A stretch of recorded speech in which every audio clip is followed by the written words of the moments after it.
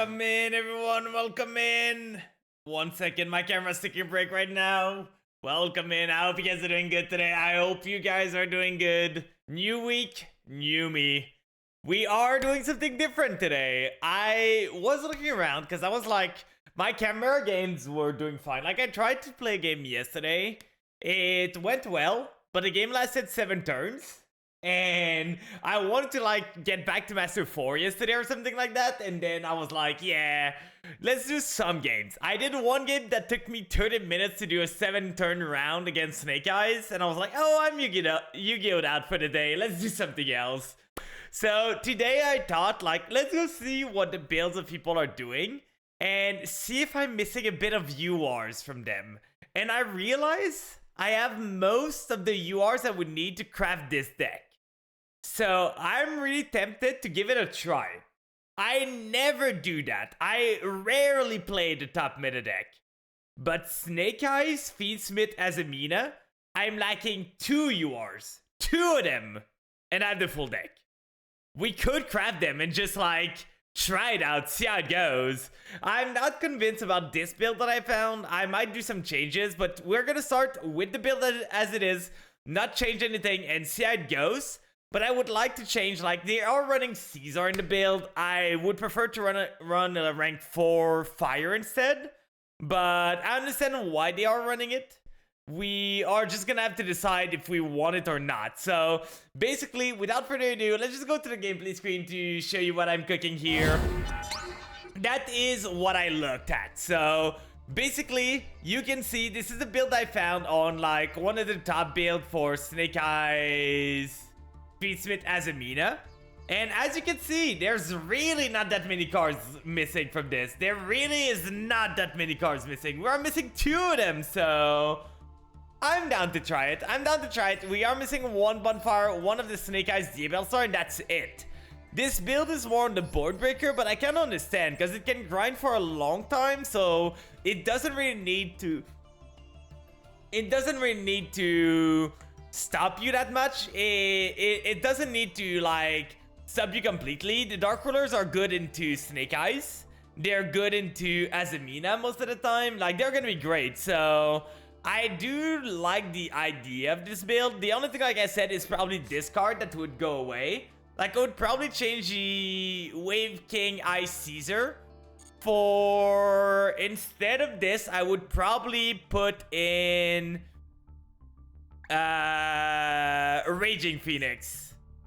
Like, I don't think I have the place for the Zealantis, but I could put in a Raging Phoenix here instead so that the Promethean Princess for now only has the Eta to go away. And I guess you can technically...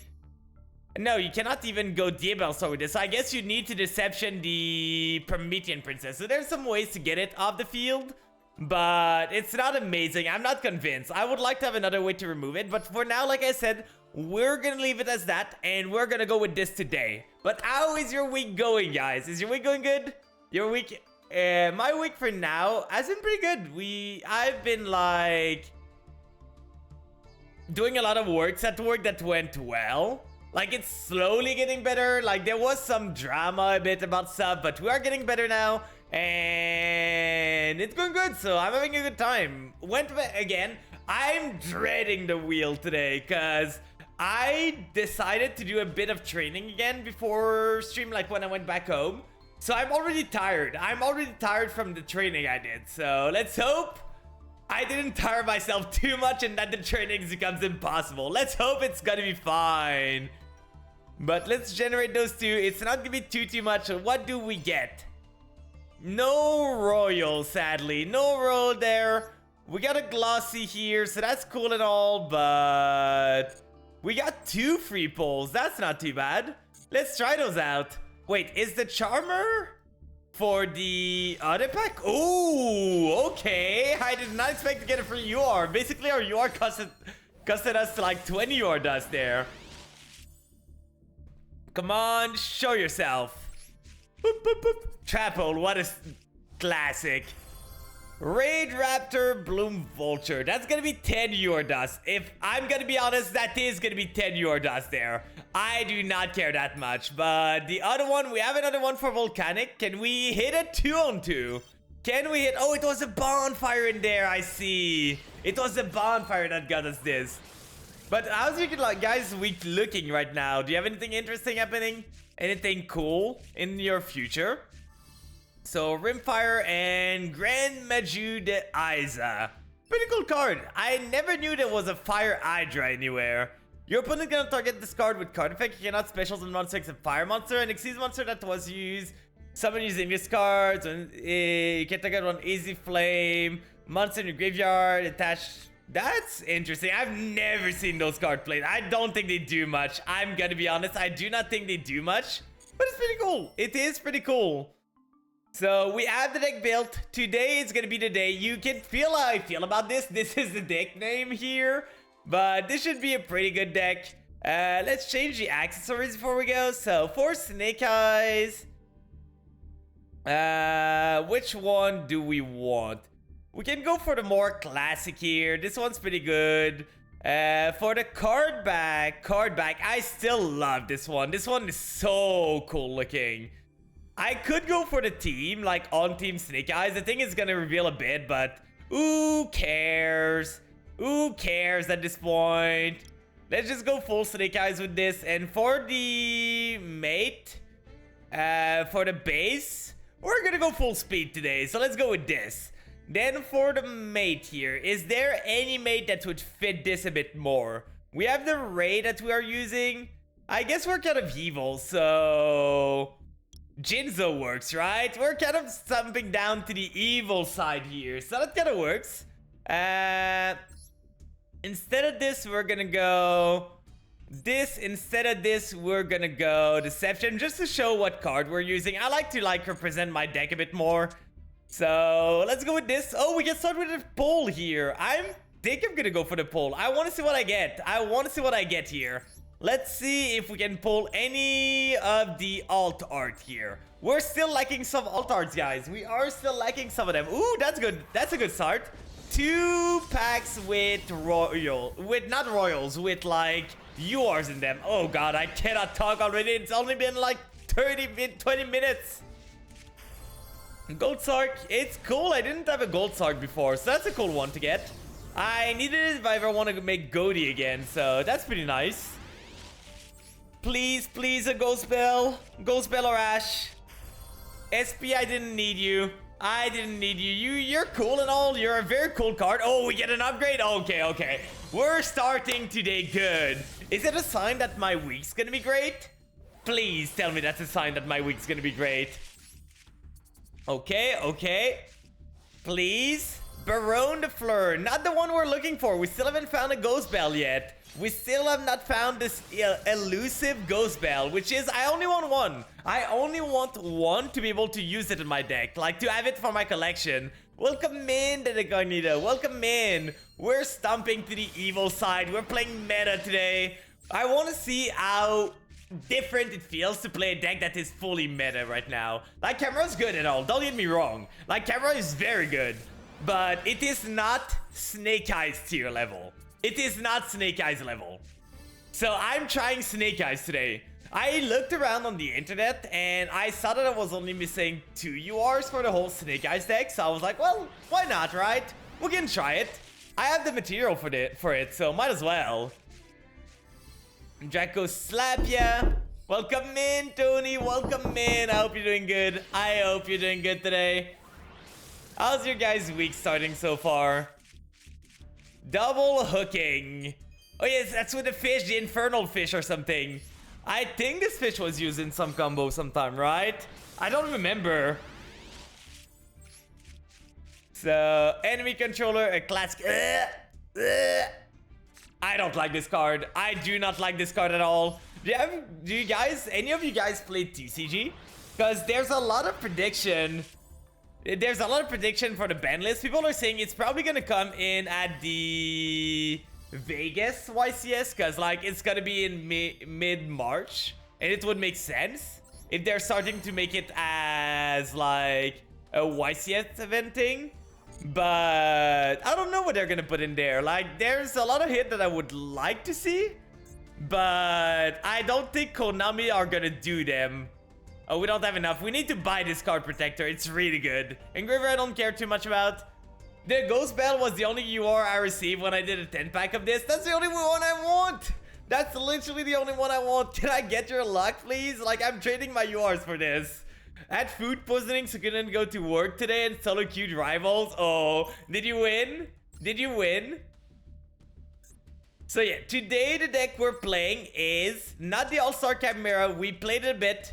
Hit and miss. Okay, I see. This is the deck we're playing today. I was looking around. The only card we're missing is this one. The Snake Eyes Diabellstar and one Bonfire. That was the only URs we're missing. We're missing one Ita too. And that was it. So I was like, might as well make the deck and see how it works. I'm probably gonna screw stuff up, by the way. I wanted to save this replay. I forgot to save it.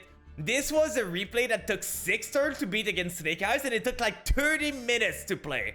This was insane. It was a game I played like yesterday. I was like, yeah, let's just try and have some fun. Like, see if I can like do some games, get back to Master 4 off stream or stuff like that. Ended up playing one game and I was like, yeah, that's enough for me. That's enough for me there. But let's go for one game here. Can we get a win? I kind of know what Snake Eyes does, but not completely. So we're going to have to figure it out on the spot. We win the coin tosses, which is good. Do you guys think I'm able to break with Snake Eyes? Do you guys believe in my ability to break with Snake Eyes? It's supposed to be insanely consistent. I believe I can break. I do believe I can break with it. I told you, right? I told you guys. There's no way, right? There is no way in hell that this is real.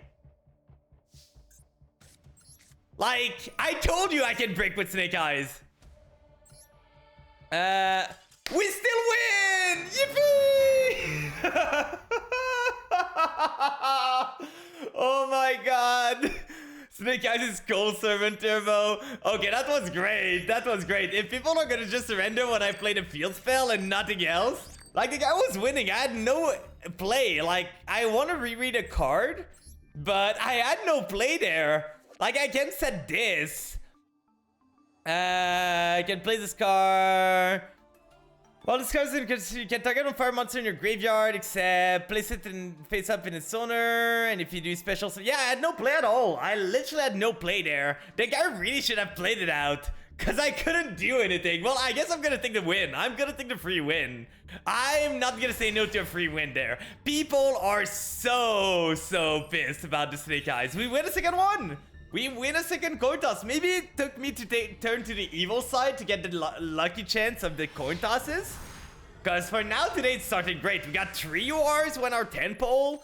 We won a game that we're not supposed to. Can I please get a playable hand?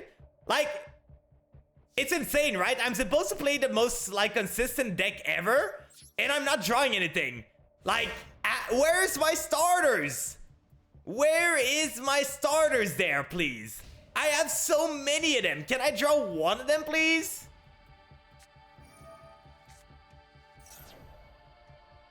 Engraver. We're gonna drop a Fua and a Maxi on them just to make them annoyed a bit. Magic Roach and Magic Jellyfish, though, it's a pretty good stuff. But still, like, come on. It's been 2 games in a row that we didn't draw a singular, like, starter going first. It's insane. So they go Lurie effect. We're gonna drop the Fua on them. See if they have an Ash Blossom. Maybe a Call by the Grave. I don't know. They have something here. They do have the Ash Blossom. So we're gonna Maxi now. See if they have the Call by the Grave for it. And is that gonna be enough? Is that gonna be enough here? Okay, it resolves. We started with the Jellyfish first, because the Jellyfish is weaker than the Maxi. And that was to bait the Ash Blossom. So that way we were fine. Now we have the Veiler still. Oh, it was the next card here. Sure. They're gonna talent now? Really? They're gonna shuffle something? We drew the Snake Eyes Ash 1 card too late. It's really annoying. Well, they had the Ash Blossom for the Snake Eyes Ash anyway. They're gonna return this. Are they gonna pass on that? Are they gonna pass here? Because I have a chance of drawing a lot of good stuff here. Like, I have a chance of They're really gonna end on this. They're crazy. Please, please, something playable. Please. Okay, that's good. We can go... Disrupt the Veiler. They have an Ash Blossom, though. I don't want to drop the Veiler. I want to keep the Talent, though. So I guess it's the Alada Zamina that we drop. It's kind of sad, though, because we want to have it so we can do the Azamina play. We don't really want to drop it. What do we drop? Because if we go Diabellstar effect drops the Veiler. They cannot Imper me. So if they do any end trap, we can draw and probably draw a monster. So I think I'm doing this, dropping the Veiler. And I'm edging my bet here. So let's do Diabellstar the Black Witch, set the Deception. Okay, they have nothing here, so we should be good. And they're gonna surrender. It's so easy. It is so easy. We didn't draw a singular Snake Eyes card 2 games in a row and we still win the game. It's that easy, guys. What were they on? What were they on themselves? They were on Rescue Ace. I feel they could have played Rescue Ace, to be honest. Like, I feel they had a way to play through this most of the time. But I guess they didn't want to try and challenge it. Maybe they only started with Fiendsmith and sub stuff, but it's kind of weird. It is kind of weird. Well, for now, we've won 2 games without doing a singular Snake Eyes combo. Without doing a singular Snake Eyes combo. We won 3 coin tosses in a row. We have won 3 coin tosses in a row, but not drawn a singular card that allows us to do the Snake Eyes combo. Finally, we have a playable hand. Finally. Okay, we're gonna do Bonfire first to try and bait the Ash Blossom. They have nothing, so we're gonna go for the Poplar here. Poplar is gonna summon himself. They have a response, though. They are on 47. Summon this onto the field. Use Poplar effect to get ourselves a spell or trap. At this point, I might want this. I don't need the OSS, so I'm gonna get the Divine Temple here. Then we're gonna go with Linkuriboh here. Into this.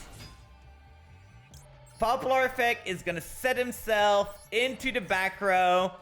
I still don't know what their end trap could be, to be honest. I still do not know. Do we need the Snake Eyes Ash here? Because we could do Temple, summon the Snake Eyes Ash later on. We could summon the Lurie here. I don't know which one's better, because if we summon the Lurie, we can go full Fiendsmith combo, but we kind of need to get rid of the Linkuriboh if we do that. So I guess we're just going to go simple. We're just going to go simple, not worry too much about it. Let's go for the Snake Eyes Ash. Snake Eyes Ash is going to get me the Oak if we need it later on. Then we can go into the Snake Eyes Ash here. Sending this to the graveyard. Do they have the Ash Blossom now? They have the Charmy. Okay, so that was what they were holding on. We have the Ash Blossom at least, though, so we can stop this. Stopping the Fua here. They have the Maxi on top of that. I guess we do have, at least we do have the Jolin Lockbird to stop them. So they started the same start that I had, but that's fine. We summon the Flame Birch. They get 1 draw. And then we Jolin Lockbird. So now we're not worried about this anymore. We're gonna do this. Place a card face up. We're gonna place this one face up here. Then we can go and place something in the back row. Fire monster in your graveyard. So what do we have here? We could go for the Hita, but they didn't play anything here. We kind of want to go for a Close Moon here, so we can go this there. Set the Snake Eyes Ash in the back row. Summon the Snake Eyes Diabellstar. It's such an insane card. Such an insane card here. We're gonna go into... We could go IP here into Close Moon. And then reset, like, if we go IP with those 2. Oh, we cannot. We cannot, actually. Because we need the IP. The IP cannot use Link monsters. So I guess we go Close Moon here with those 2.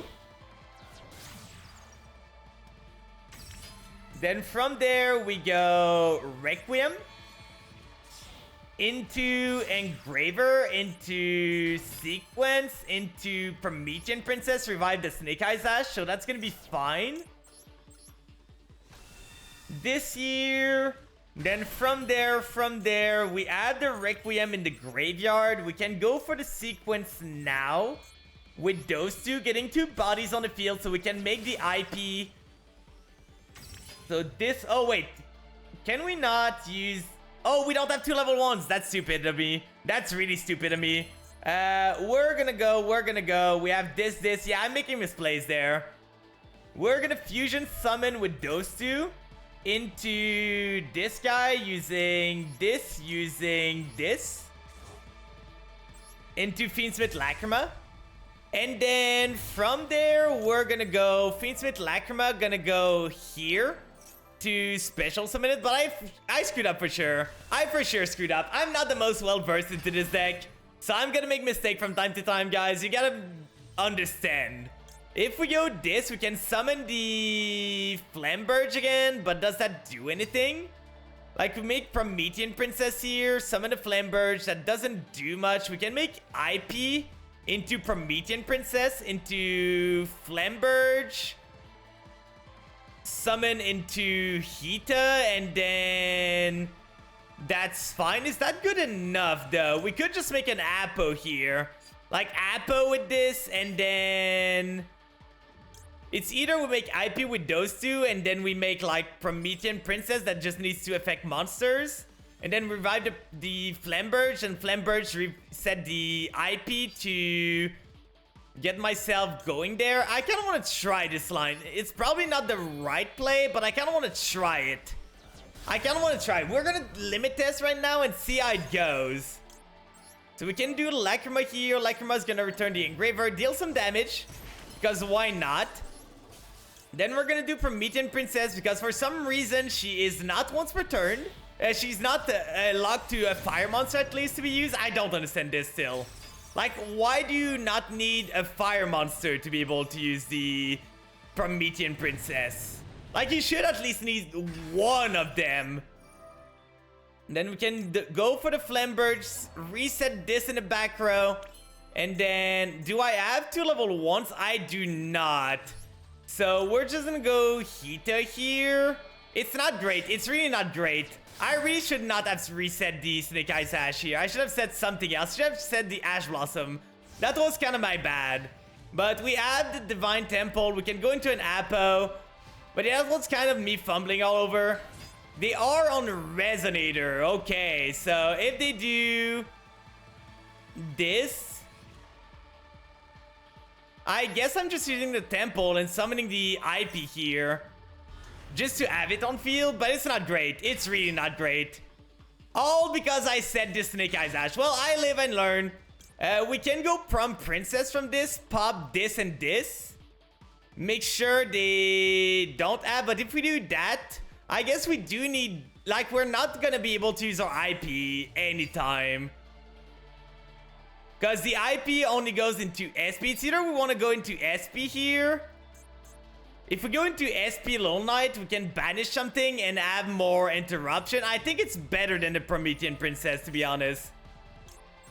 So we go this and this. I just don't want them to be able to go into the 6. So we're going to go this way. They already normal summon. So if we remove their tuners, they might be cooked.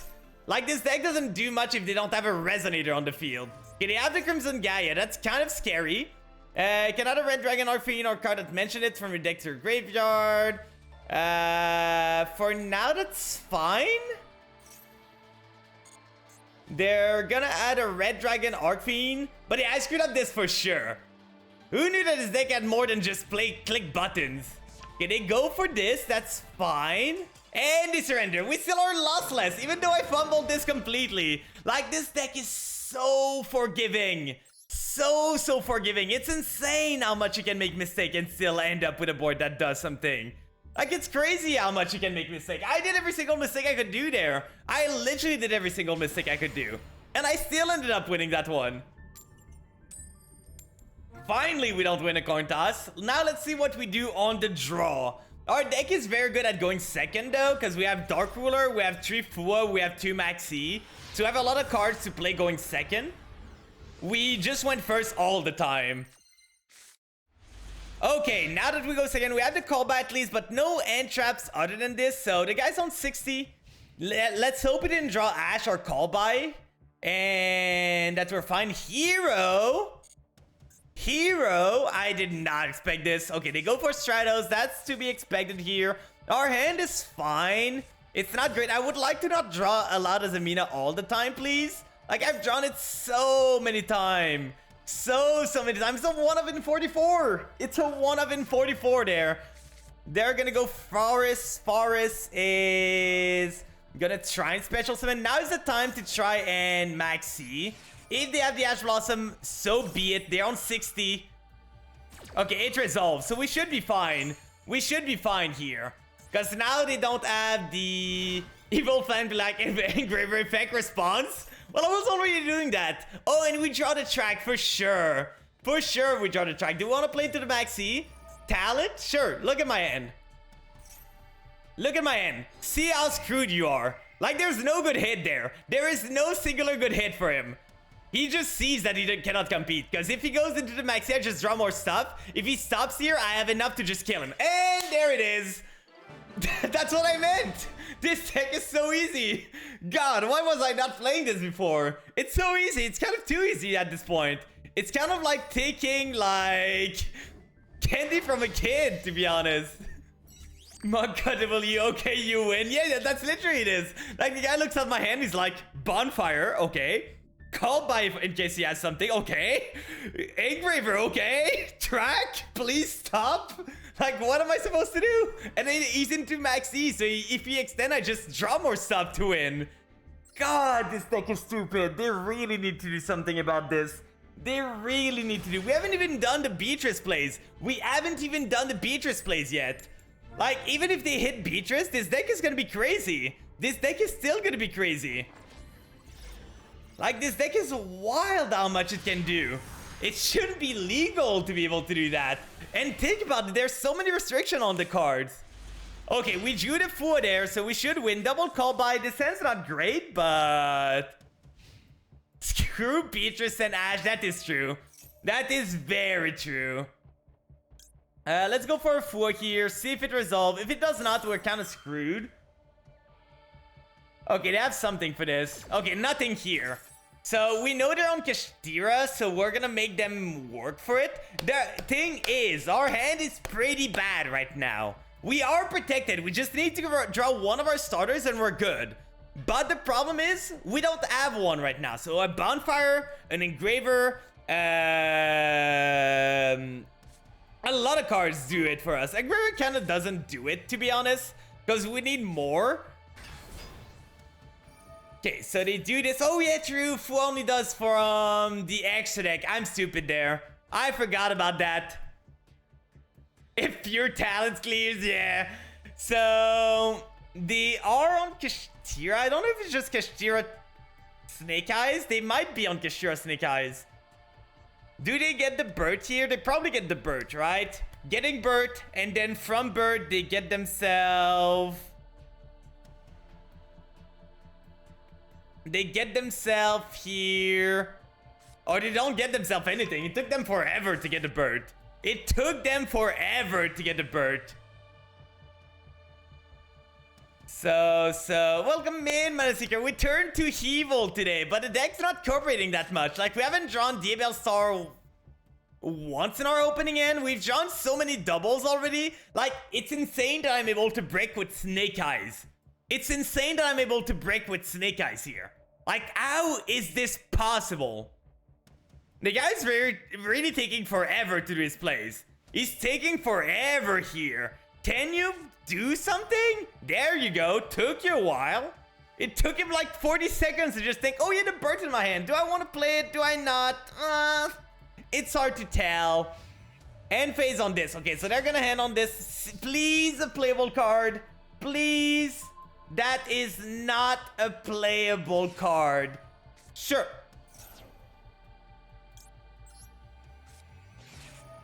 We cannot talent anyway.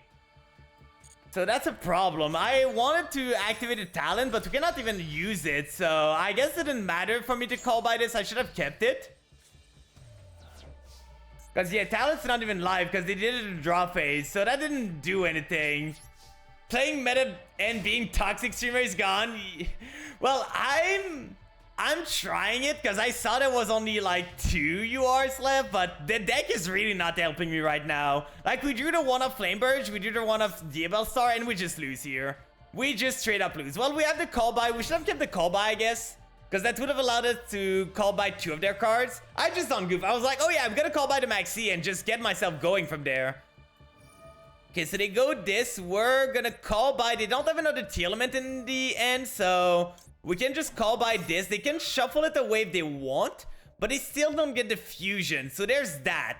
They can go for full Fiendsmith combo here, but that shouldn't be too bad. But yeah, I should have kept the call by. That was stupid of me of call buying the Maxi. I just thought talent was gonna be trust instead of something else, and I didn't think past that. I was like, oh yeah, we're in the main phase. I can just talent and get something. You're on white first as Amina Bishul and having loads of fun playing Fiendsmith NDs. That's fair. That's fair. I'm having a lot of fun with Camera too. I just wanted to try something different today. Oh, they drew the Lurie too. Yeah, we're probably dead. We're probably dead here. Because they go full Fiendsmith. That's enough to kill me. I'm just going to surrender here. I'm just going to surrender. We didn't draw anything playable. Nothing at all. Can I please get something at one point? Like, for sure, this game might have been playable, but like, if I didn't throw the call by away, but please. I think I'm gonna run Dark Ruler at 2. I don't need a 3. This. The Caesar, I really don't believe in it, so I'm gonna go for the Raging Phoenix instead, because I prefer to have another way to clear the Promethean Princess here. I don't like having to go into Ita if I don't need to. And we lowered the deck to 43. The Droll is just there for cross out reason, and we ended up drawing the Droll, by the way. We drew so many one-ofs so far. It's kind of crazy.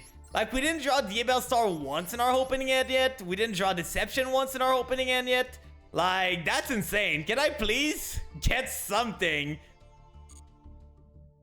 We have the wheel, though. We do have the wheel here. We ended up losing one. We couldn't go undefeated. For sure, we could not go undefeated. Was wondering why you used it with an unplayable head, but makes sense then. Yeah, I just done goofed. The callby was just a non-goof on my part. I could have probably stopped them. Like, I could have lived the turn and maybe draw something. Because if I kept the callby, I could have, like, called by the Requiem, called by the Fusioner, and maybe be good. But I just done goof. It was my fault. It was completely my fault, this one. But it would have depended on if I drew something playable the other turn. And that's not guaranteed, because the guy probably had a Nash or something like that. The chair here, that's not too bad. Let's do a small little chair. 50 seconds. I did like a lot of chairs before the stream, because I was doing my training, so my legs are already a bit worked up. So let's hope I rested enough before the stream so that I can last for the chair. We are at 10 seconds now. I'm gonna stretch at the same time. That's a good stretch. That's good. But yeah, the deck so far has given me more breaks than anything else. The deck's supposed to be super consistent, has given me so many breaks. It's kind of crazy. It is kind of crazy. We haven't drawn like any of our starters so far. It's wild. It's very wild. I guess we do run a lot of end traps, so we can probably just play through it, but I heard this deck was super consistent. What's happening here? And 50. There we go. There we go. This deck is ass. Is it a better one? I took one from the Macedon Meta website that got first somewhere. Like, I can try and build another one. I can try and build another version. I have the cards. I have the material. But if you have a better version for me, you can always post it. Feed for free? Yeah, feed for free. Boop. I never wear, like... I usually remove them because I have my little, like, muffs here that I put on, so I never really put like anything there. No, don't snip them. Come on, guys. Come on, we are more civilized than that. And we got a replay there from Jereli. Let me see what you are cooking. But if you have a better deck list for me, we could drop the 4 to 2 maybe. Maybe that's one of them. Like if we drop the 4 to 2, that would mean we draw it less often. Like 4 is insanely good, but we could probably drop it to 2. Versus Aaron. Okay. What a name there. It's Nordic? Okay. Let's see what you were cooking there. But yeah, I just took like the first Snake Eyes deck that I saw online and I went to build it, see how it goes. The guy wasn't running Raging. You have the same problem? I see. Passing on that? Oh no. I like more engine of Fuocope. It's understandable, but what kind of engine would you run more than this? Like, what kind of engine could you run more into Snake Eyes? There's not that much more engine into the deck. It's been hit to oblivion. Yeah, I always draw the one-ofs. So that's kind of unfortunate. We're running the max version of like Deception, Snake Eyes Ash, and stuff like that. We could get closer to 40. The deck, I think, was built more to go second most of the time. But I just wanted, today's a day to... Oh, if you go over 40 and with 4 you cut it, that's fair. That's fair. What we could do instead is just run 2 Fua and 1 Dark Ruler, 1 like Veiler instead. So that we go down to 40 exactly, so that we have like more consistency for our big starter card. Cause that's what we want to see. Okay, so they made the Neos thing. Was it in a view, like in a lobby with a friend? Vanatis. Then you go into Tor. We have Auden and Tor. Auden making himself, I think, unaffected? Yeah, unaffected by Spell Trap. This is negated. Neos Fusion is gonna protect the Kluger. It's still negated, so it doesn't gain attack. You crash with those two. This one activates an effect. This one does too. I'm so confused here. I do not know what Nordic does.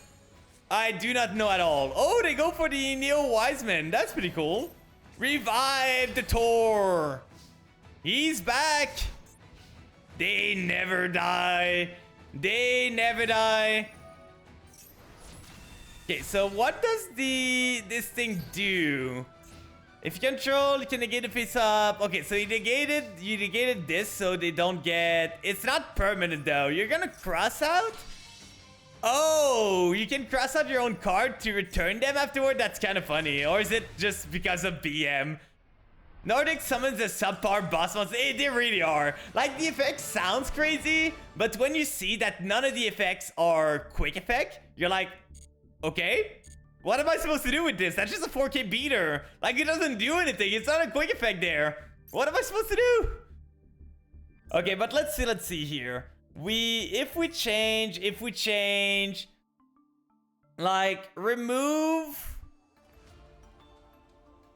1 Fua, 1 Veiler, 1 Dark Ruler maybe. So that's closer to 40. Like, we're as likely pretty much to draw the Dark Ruler and stuff like that. We're just closer to seeing our other cards. Which sucks because I can see how they can make them better. Just make the effect a quick play. They could just make a field spell like the Orcus stuff that says every single, like, Nordic card is a quick effect now. Like, they could just make that because that's what they did with Orcus. They just made it so the Tower of Babel makes them all, like, quick effect. Okay, the sand is fine. We drew the Flamberge again, which we do not want to draw. But that's fine. We have a lot of starters. We would like to go first with this. I'm not gonna Ash this because we do need to... Like, at this point, they could add the Lurie already. So we kind of need to wait on this. Lurie here is fine. I want them to use the Link 1 so that they cannot go for the Link 1 afterward. So they go Link 1 here because the Link 1 can only be summoned once per turn, if you didn't know. So they can go Link 1 here. Then we can Ash. If they show me the call by here, it's kind of like, screwed. Do they have the call by? Cross out? Anything? They have the cross out. Well, we're gonna have to work through this board. Our hand isn't great, but we have the talent. We have the engraver to try and play through it. We have the deception. So going over 40 to avoid guidance and never just survivable ammo. It depends on the deck. It depends on the deck. Like if your ratio can allow you to run more starters for Garnet ratio, it's better. But if it's just adding Garnet to not see the one of Garnet that you want to see, I do agree. Like, Tor has the ability to negate all of the opponent's monster. Just make it a quick play and it would be a decent boss monster. With Odin, make it so all the monster you control are immune to spell and trap. That is great. Yeah, that's fair. Oh, that's not great. Summoning Ash Blossom on their hand, so they don't have a greatest hand. It's gonna be just like... Welcome in, Kit Kat. Welcome in. So they're gonna go sequence here, sequence into... Is it Fiendsmith? Is it Snake Eyes still? Like they go this into Lacrima. Lacrima summons the Engraver. Go Beatrice. Drop the Snake Eyes Ash. And we don't have any more interruptions, so not much we can do other than that. We're gonna hope they don't do the Flamberge in the draw phase so that we can talent the Flamberge without problem. Because as soon as they use a monster effect in my draw phase, I can just steal something from them. I don't have Bishols in this. I could run some Bishols, but I do not right now. So Beatrice here, gonna send the Snake Eyes Ash probably. Then... No, it's Yubel. That might be even worse. That might be even worse than I thought. Because now we have to deal with a way stronger board. So they go Muckraker. Muckraker is gonna revive this. Thanks for the head pads there. Small little head pads here. Muckraker is gonna summon the thing, dropping this. We'll add you the problem since you are already not seeing Engine. Yeah, that's exactly. It won't help with the problem. And I'm not running Dark like and Light that much myself. Like the only one I want or not one I want to banish from my graveyard. So I don't really have ways to activate the Bishop myself. And I feel a Veiler or stuff like that is good enough to stop the Imperm, Veiler, and stuff like that are good enough to stop the Fiendsmith stuff most of the time. So Bishops are not needed. They're good. Don't get me wrong. If your deck can run them, run them. But they're not the end all be all. Welcome in, Tanya. Welcome in. So they are locked into Fiend for this turn at least. So there's that. They're not going to be able to make Apo. They're not going to be able to make anything else. The Varudras, I think, is a Fiend, right? Like, I think Varudras is a Fiend. Let me see. Let me see if I search. Varudras is... Oh, is it a worm? It's a worm, so we don't have to deal with Varudras. That should be way easier. If we only have to deal with like a Phantom, I think we're fine. How's our rank plans? We're playing the Evil deck today. We stooped to the meta play here. I'm gonna be honest so far, I'm not convinced. This deck has bricked more than it has provided result. This deck has bricked more than it has provided a result. I bricked more with this than anything else, which is crazy. Yeah, you cannot link it to anything else. Like, you can go into the Yama if you want. I think Yama's a Fiend, right? Yeah, they go Yama here into Blue Dog. Like, they go Yama, set the trap and stuff like that. That's fine. Unchained Soul Lord Yama. I did consider it. But I'm pretty skillful myself, right? And no way it's the pilot the problem. No way in hell. I would never make a mistake, guys. You believe me, right? I would never make a mistake in my life. So now they have the red dog. They can summon the red dog, go into the blue dog, but that's still only 2 interruption plus a trap. And we have the talent that might be able to do something. So I think we might be fine. It's all going to depend on what we draw in the last card in their hand.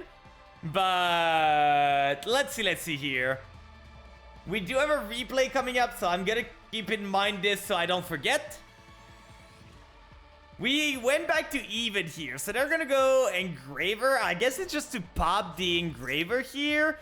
They could go for the Caesar, which would be very annoying. Like, if they go this, they can summon the red dog popping the Muckracker maybe or something like that. Then go into, at least they don't get the trap. At least they do not get the trap if they do that. So, there's this saving grace for me. So they summon the red dog here. Because the Caesar is a Fiend too, they can still go into this because they're only locked into Fiend. They go for Rage. Okay. A Caesar was way more threatening for me, I'm gonna be honest.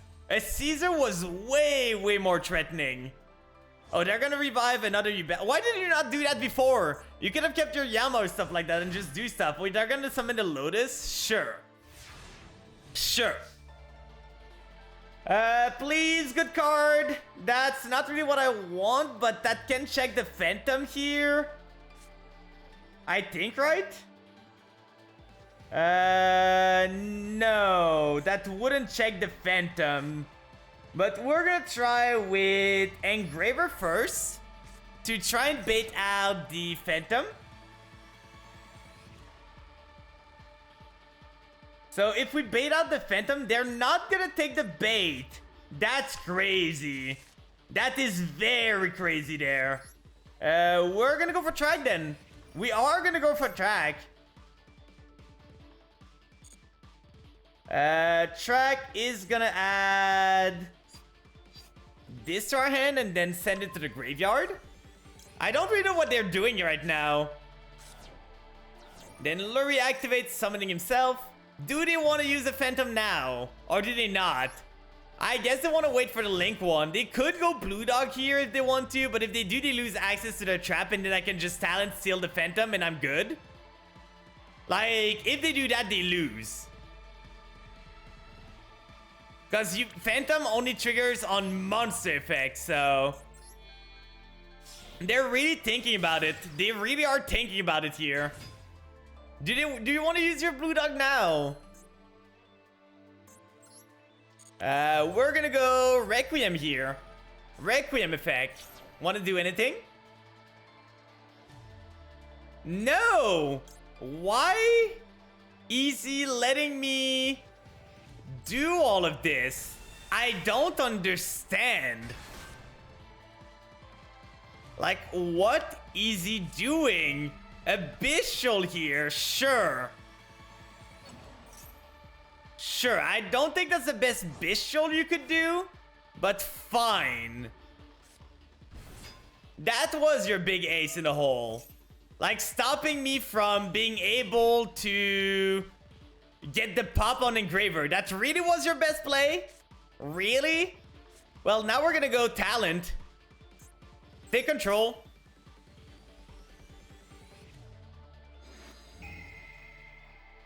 We're probably taking control of this because that's stopping them from doing stuff with it. If we do this here though, we can go into, like, we can bait the, if we take their Unchained Soul, we prevent them from doing a lot of things here. And we can link the Unchained Soul and this into SP. SP banishes something and force them. While if we take this, I guess both of them works. You would take dog. I kind of agree. I kind of agree here.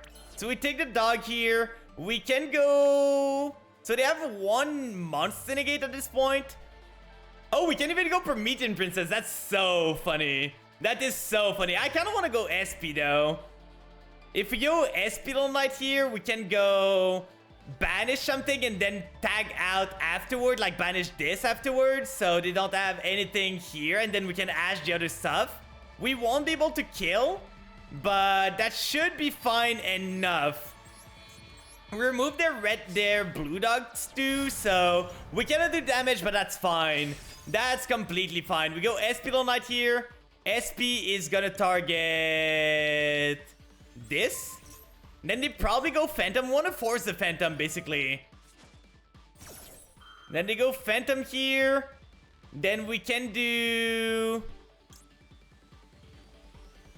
this here.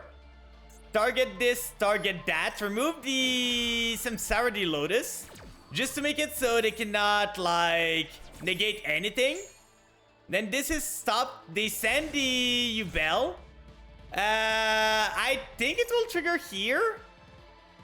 If a card you control, they do not control. So Yama doesn't trigger here. We go this, so they are stuck on nothing else here. And we have full combo. We do have full combo here. Like, they don't have anything else. We can go Deception here. We know everything they have. I think what I'm gonna do is go... Do I want to keep the Flamberge? If we do this, we go that. Can the Snake Eyes summon from the hand?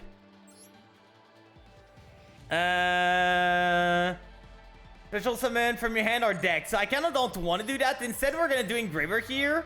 Engraver, shuffle back the Lurie.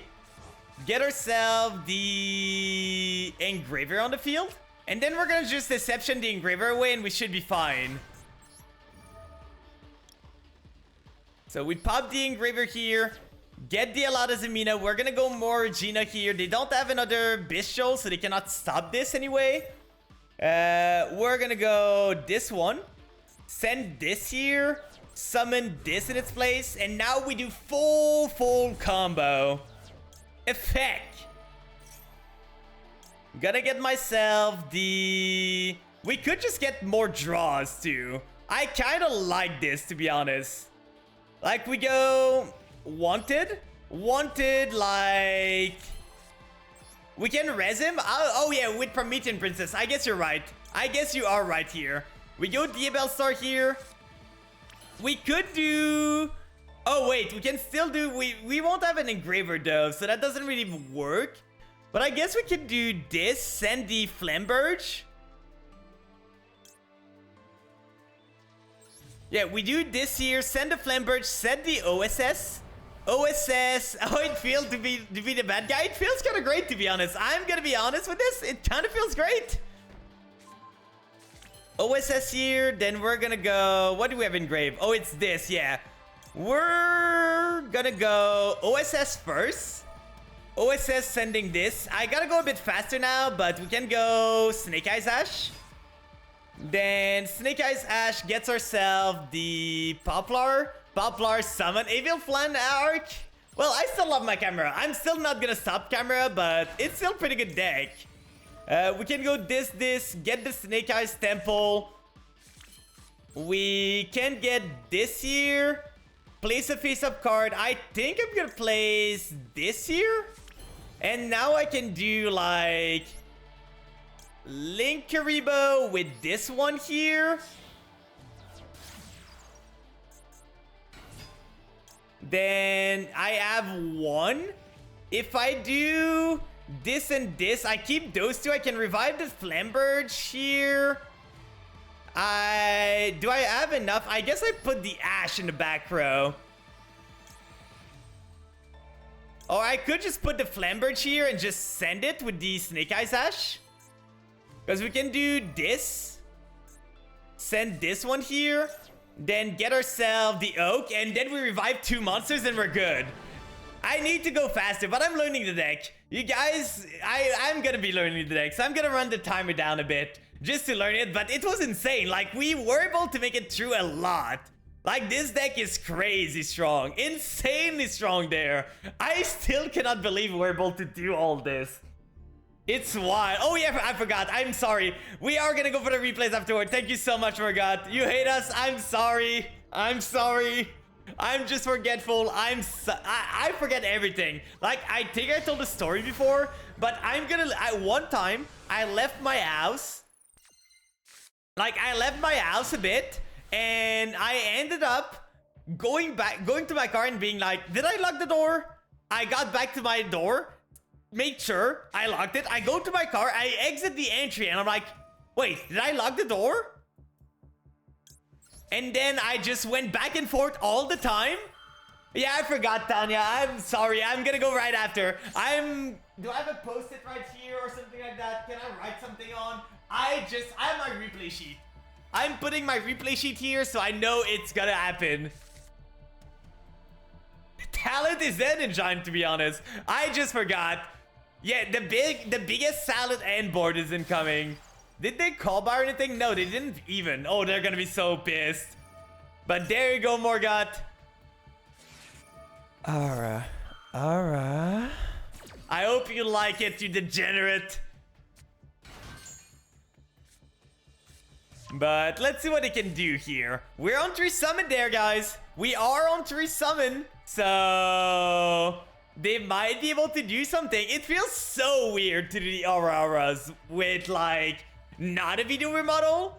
Like it feels so weird. They summon this year. 4 summon. Keep going, my guy. Keep going. Come on. Keep feeding me more stuff. I know you have the field spell in hand.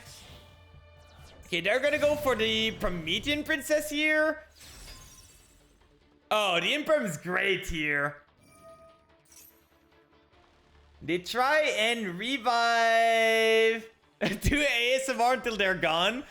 I don't really know how to do an ASMR, to be honest. Like, do you want to be talked like that? Is that what you like? Is that what you want? Really, chat? You're like that yourself, right? I don't even know how it's going out right now. Like, I don't even know if that's coming out good or not. I should try one day, but I don't know what ASMR does that much, because I don't really do ASMR most of the time. Like, I don't listen to it. I don't listen to ASMR, so I don't know. Let's see what he can do more. It's still ending on a rock right now. It would be funny. I could do an ASMR video for YouTube at one point, but they are still ending on a rock. Oh, and we draw the bonfire? Sure. I'm all for it. God, the Fu are so insane. They're so insane.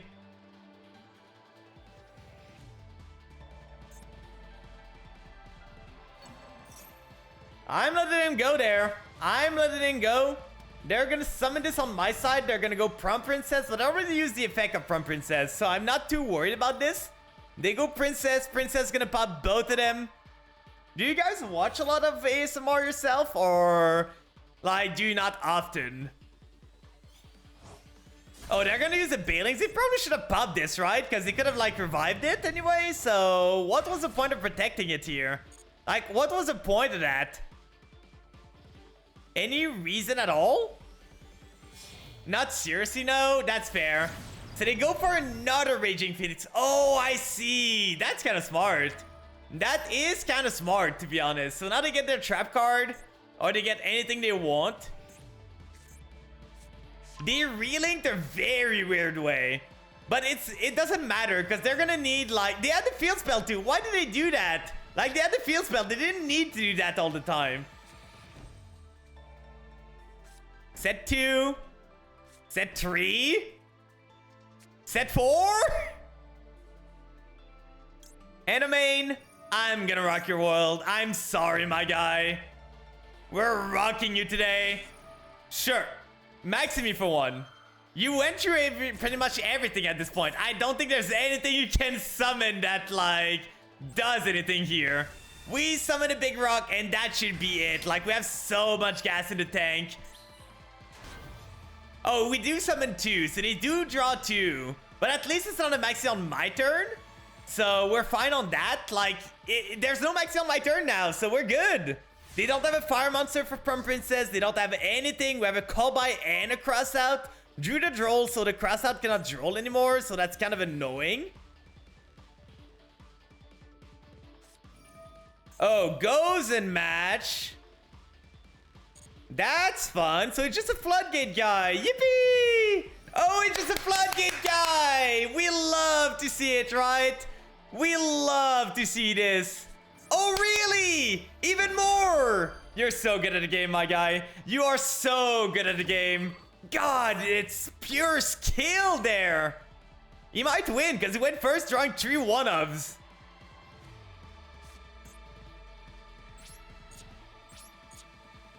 Well, I guess we're going battle phase and we're setting our stuff. Like, there's nothing that can really beat this.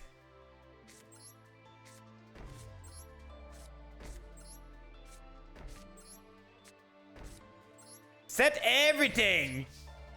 I could have kept them locked, I guess. But Like, at this point, I'm just pissed about this. Like, it's so stupid.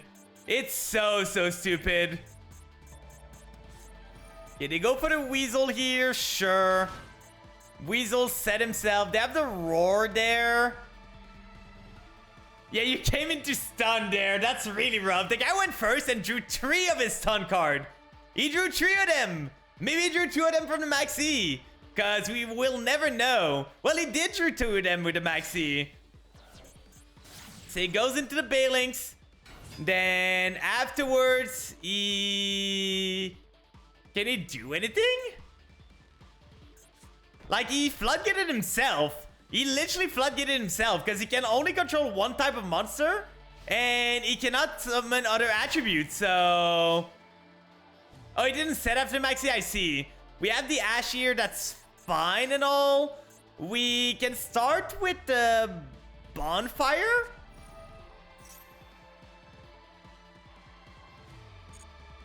Bonfire's gonna get me... So Poplar won't be able to summon himself, so let's just get the Snake Eyes Ash just to get it out of the field. Then we can go into... I guess we could open ourselves up for the stuff with the, like, Deception here, but I don't think that's the play. Instead, I'm gonna go... So if I read this correctly, each player can only control one type of monster. So we only control... The type is the attribute, right? Oh no, the type is like Cybers or stuff like that, I think. So we can only control Fiend or Pyro or stuff like that. Is Flamberge is a dragon, so that wouldn't like do much. We can only set this. That's not great. What do we do? What do we do? Because we can go Track, but Track won't be able to summon anything. I think we're just punching here.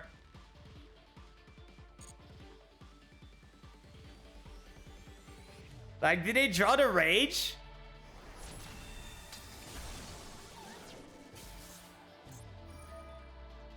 Oh, they go Raging Phoenix? Yeah. Summon this back. Get it onto the field. You're so good at the game, my guy. 3.3k. Let's go main phase 2. Is there anything we can do? We could go tribute this, but it can always, like, just negate it. So there's nothing I can really do about it. I guess I should have called by their stuff. I guess I should have just called by the Raging Phoenix, but they had 2 of them. Yeah, that was a mistake on my part. That's fine. That's fine. We're getting floodgated here, so do we even have an out in your deck? In our deck? Do we have an out here? Because we are lower than in card than them. So we're gonna have to see. They are kind of locking themselves too. But they have the Roar here. So the Roar is gonna be really annoying. And as soon as they remove the Nib, I can start doing stuff a bit more. So we can like bait the stuff out with the Track. Track gets us the... Okay, they punch into this. That's fine.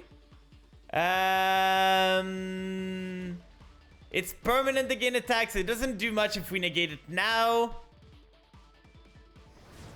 They seem to be breaking themselves too, so we're good on that note at least. But how do we beat this? Ow. Okay, another Deception's not helping here.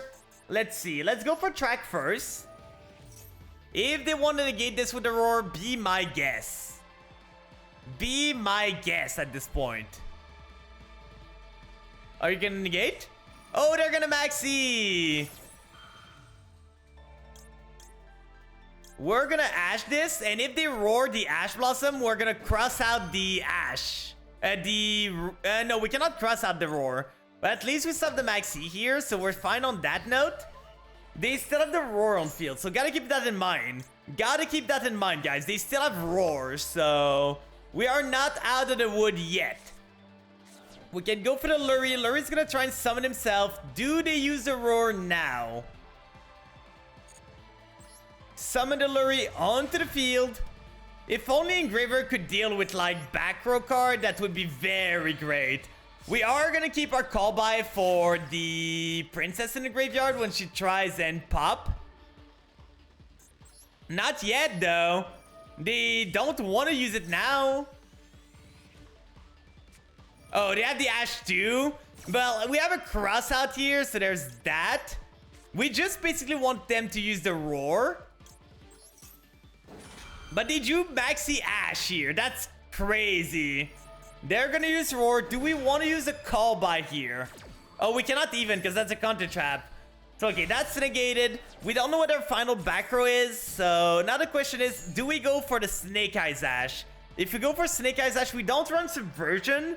So that's a problem. We can make our stuff a bit bigger, but we cannot go into the Flamberge. We cannot go into Hita. We cannot go into Promethean Princess. If we flip this here. Deception or the Sinful Spoil. If we decide to go for Azamina stuff, because they're all illusion, we can make this a bit weaker. So we are gonna go Deception, drop this here. I'm trying something new today. I'm trying something new. So we go for the Allowed Azamina. Then we can get ourselves... Wait, why can we... Oh, we need to set it beforehand. That's so stupid. If we go Diabell Star here, that doesn't do much. So let's go for Snake Eyes Ash effect. Getting yourself a surge. They still have an answer, by the way. They still have something. We're gonna go for the Poplar. Then Poplar effect can summon himself. I'm doing pretty good. We just faced a super floodgatey guy right now. They're gonna go Circle. Circle was not the card I was expecting there. Why would they not... Code of Soul in Graveyard? What does Code of Soul do? They don't have Code of Soul in Graveyard. They don't. So we can go for the Poplar here. Poplar is gonna get myself... At this point, I kind of want the Temple, to be honest. So we can do this to grab ourselves the other one, set something in the back row. Do we have... We cannot go into the extra deck at all, so that's kind of annoying. Oh, it's a quick relink, I see. We can go those two together. Into... Oh, we can go into Flamberge now. Okay, we can punch through a bit. We can actually punch through because we clear our board before this happens. So we go Flamberge here. Flamberge is gonna allow us to put this in the back row. We put this background. Are we really gonna be able to play through this? Please tell me we are. Please tell me we are. We have the call by 2 for their stuff. So we go Flamberge. We put this in the back row there. There you go. Bye-bye. Then we go Battle Phase. We punch them once. We know they have a... We know they added... what did they add? They added a Gazelle. So if we go mid phase 2, do they have a Gazelle already in the grave? They do. So we set this, and we set this. We end the turn. And let's see what they can do. Like, they're just floodgating themselves at this point. Because if they go like for the Gazelle, we just call by the Gazelle there.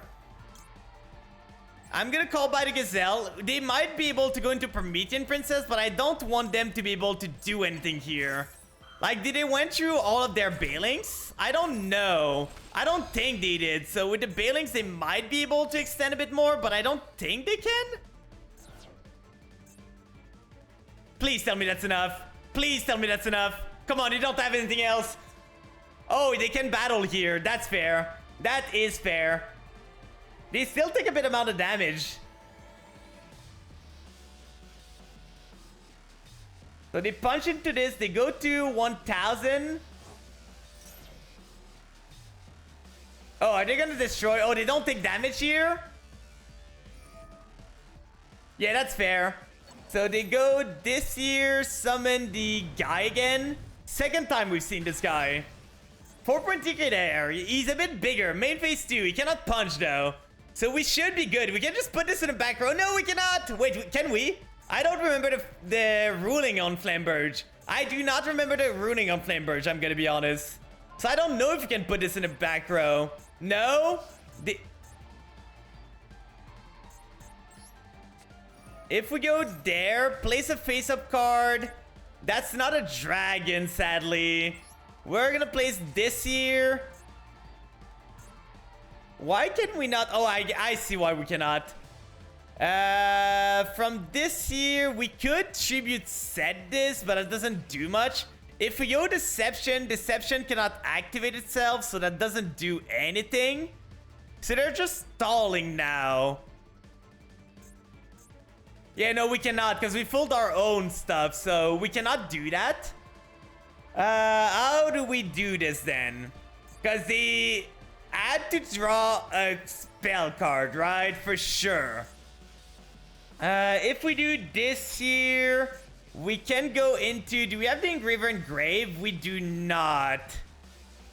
If we go Deception, Deception cannot search anything.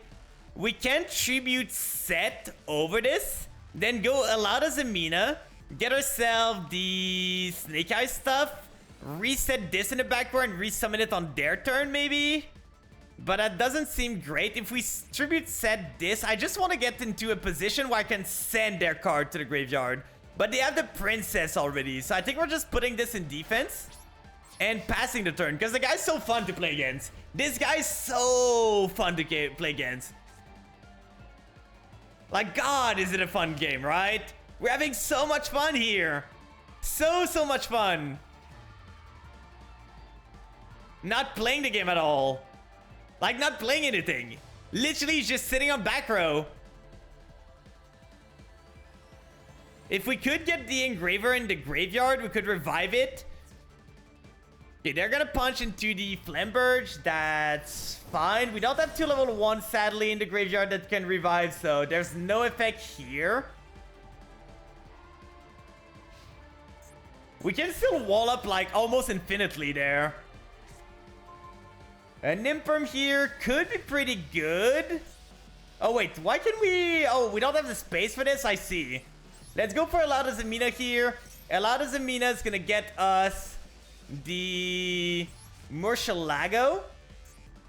Sending this one to the graveyard. Summoning it in defense. Do they want to go for the Promethean Princess at this point? Do you want to pop my stuff? Let's go for the Murcielago. Murcielago is going to get myself... do we want the Wanted? The Wanted will allow us to draw a card at some point, so that's fine. We can go Alauda Zemina here, return this to the extra deck, then keep going from there. I kind of like it, because we don't want this here. So let's return this to our end. We cannot use the Alauda Zemina this turn, but we can do this one. Summon this, put the Flamberge in the back row. So that way, we're safer a bit. If we go Diabell Star, there's nothing we really want. So let's do this here. Put the Flamberge back. And summon this onto the field. Oh wait, they cannot even Prom Princess. Why am I playing around it? They cannot Prom Princess at all, because they don't have the material for it. We're gonna set... I probably should have said this. Like, I want to clear the Snake Eyes Ash here, so I can play something.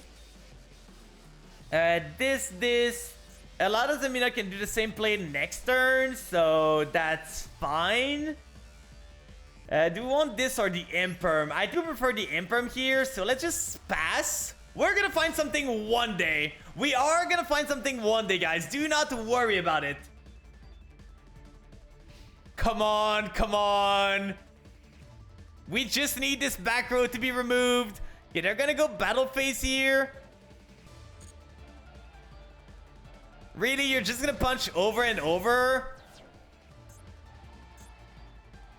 But we can activate a Wanted next turn to search a Diabell Star and then draw a card. Maybe we draw something playable. Like, what would get us out of this? Deception is not one of them for sure. We can go Wanted here. Wanted will get us the Snake Eyes Diabell Star here. And the more important stuff is that it gets us a draw. We can go Wanted. Wanted gets us the Deception.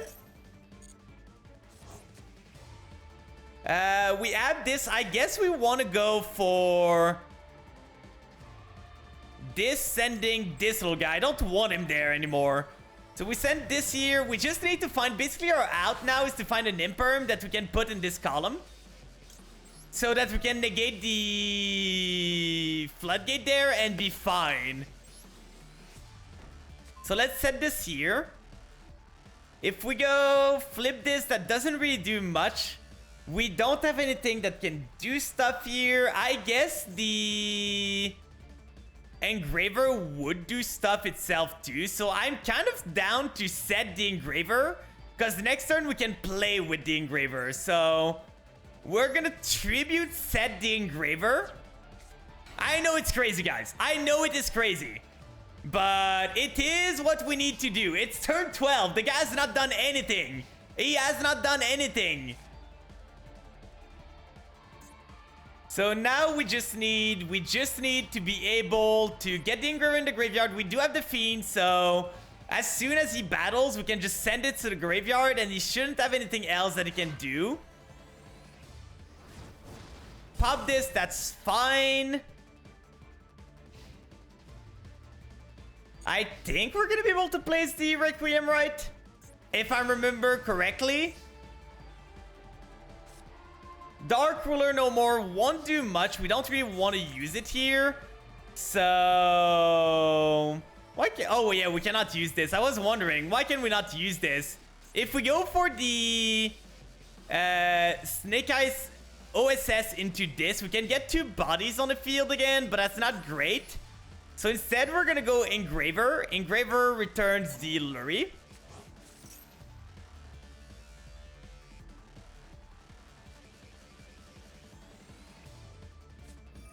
Warning, really? Really?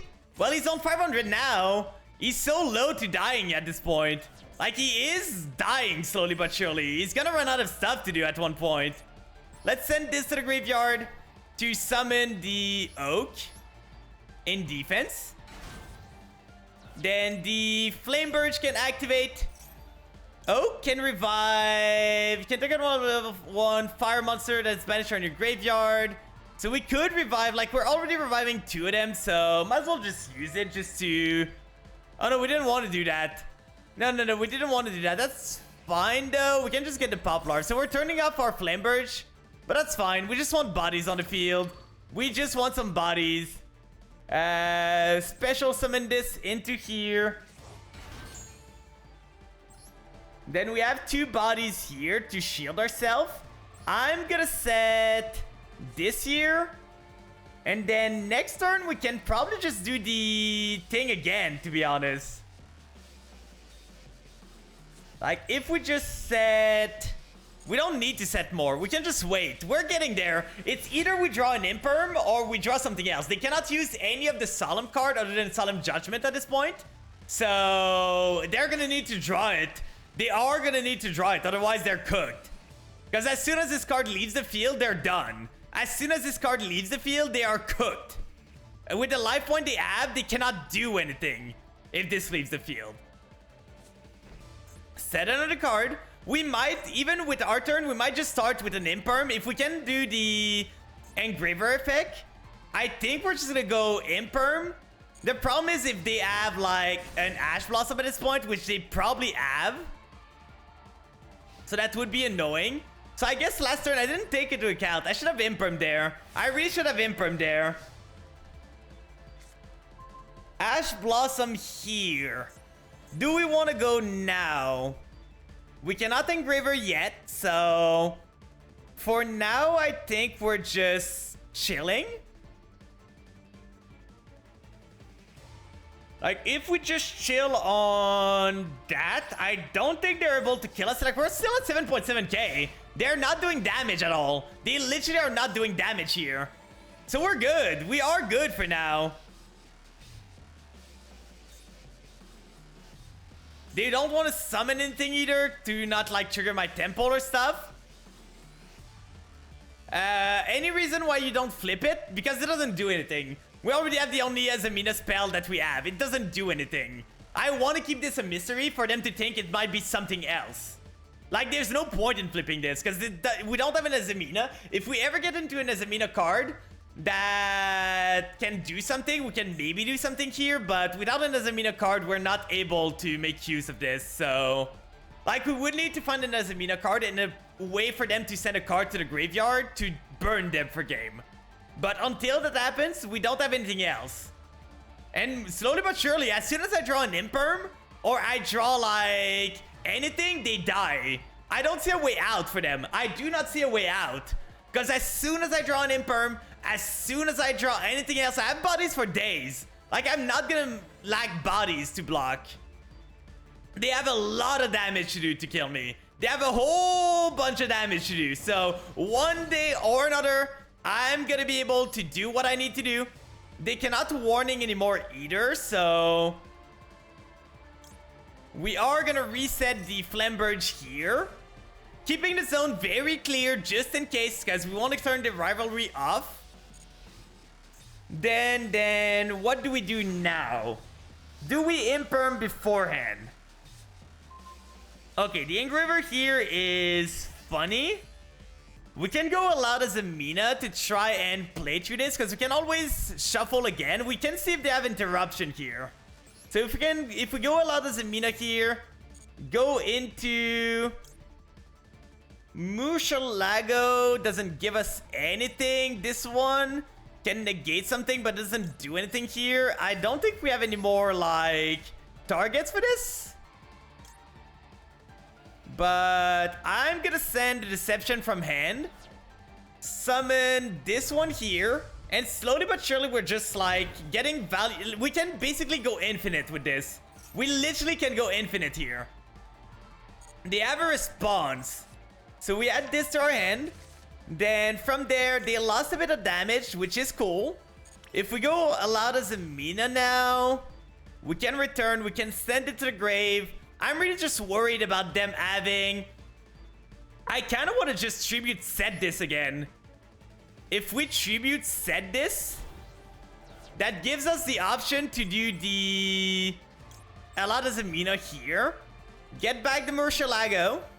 Get it back into my extra deck. Get this back to my field. Then we can do the Engraver stuff. Do we have another Fiend Engrave? We do not.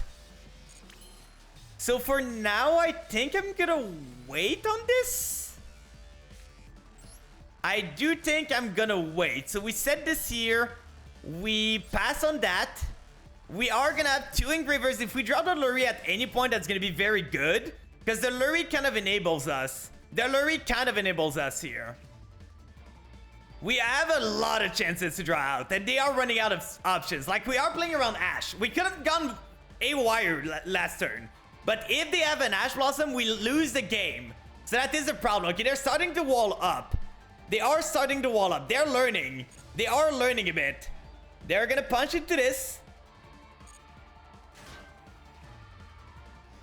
Punch into the Engraver. So the Engraver's into the grave. That's fine.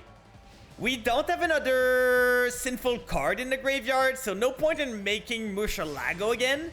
There's no point at all. End this suffering. I'm trying. Okay, that should end it.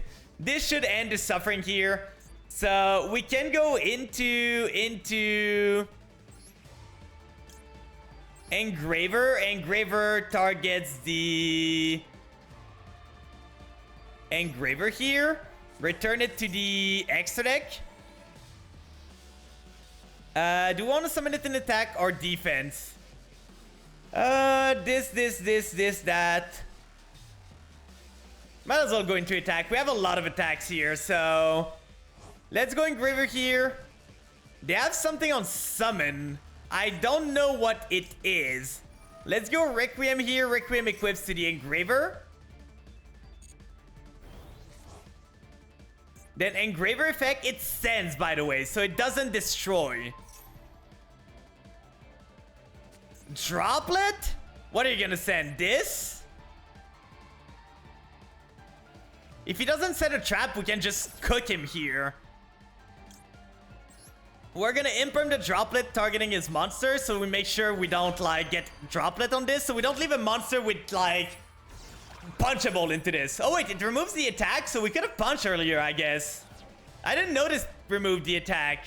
Okay, so they are lower on stuff here. We could set this. We're gonna try and see what they have in the back row. No, wait, I don't want to punch into this, right? Because if I punch, they just go Phoenix again. So we don't want to punch into this.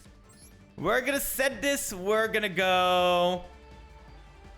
Is there a way to go for Murcielago and punch into something? I guess next turn there is. So might as well set this. Because if we can go Murcielago and punch into the back row, send it to the graveyard, we can kill them with this. So we're gonna end on this. They cannot really crash into me. If it's like one of their small Salamangreat, they're gonna go so low. Eris, end this duel and my life is yours. We're so close. We're so close to getting there, guys. Like, next turn for sure. Next turn for sure, we got this. Set 1. Set 2.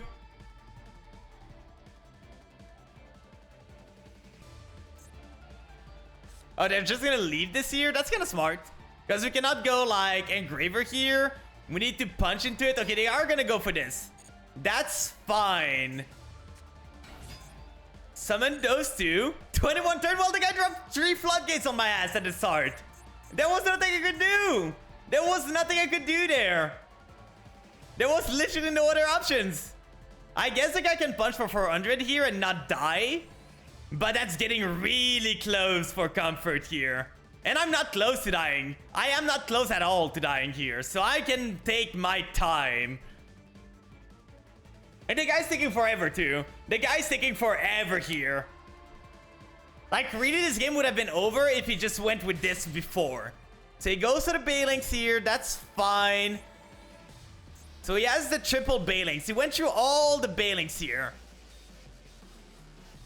Next turn, we can just turn up the rivalry so that we... End of main? Sure. You're gonna punch into... I guess they have the card in the graveyard that can pop it? Sure. So they pop their own card to summon their Phoenix.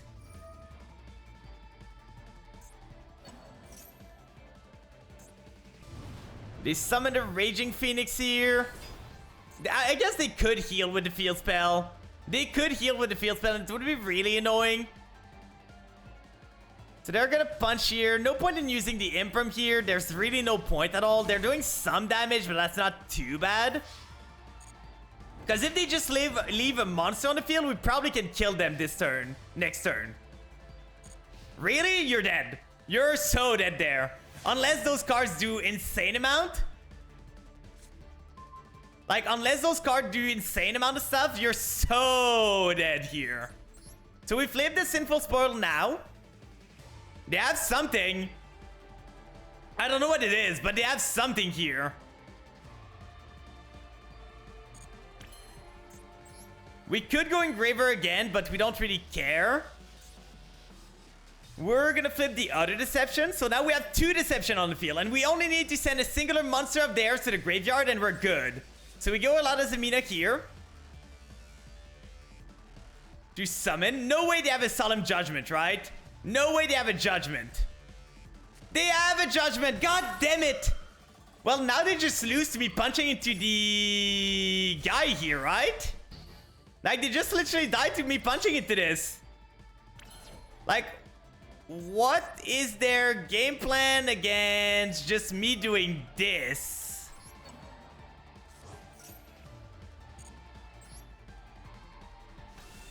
Summon Engraver? Do they have to pop again? They do not. Battle phase? Punch here? And that's game! Woo! What a game! We have replays to do now. God, that game was painful. That game was so painful. I was not losing this. At least I did my civic duty. And I kept this guy in the game for forever. So you guys won't have to deal with him. Can they finally ban floodgates? I would hope so. Like, the guy started with everything. Let's look at the replay. I'm saving this replay for sure. Oh no, I don't want to play it. I don't want to play the replay. And we're gonna go. We have the. I hope you're still there. The game took so long, but I hope you're still there, Tanya. So we have Tanya's replay, we have Morgoth's replay, and we have another replay afterwards. Let's just exit here and see the opponent's replay there. You're here, thank God. This game took forever. Did anyone count how long it took? But let's look at the opponent's deck. Like, 1, 2, 3. They drew 3 of their 4 1-ups floodgates. It's crazy. It's very crazy. 30 minutes, we were... Like, it's the same thing as when I fought the Snake Eyes guys. A 30 minutes game. It takes it out of you. It takes it out of you a lot. But let's see what you guys are cooking now. Do I have the thing still? Oh, we do have it. Which one was it again? You aged 5 years. I did too, I think. I did too.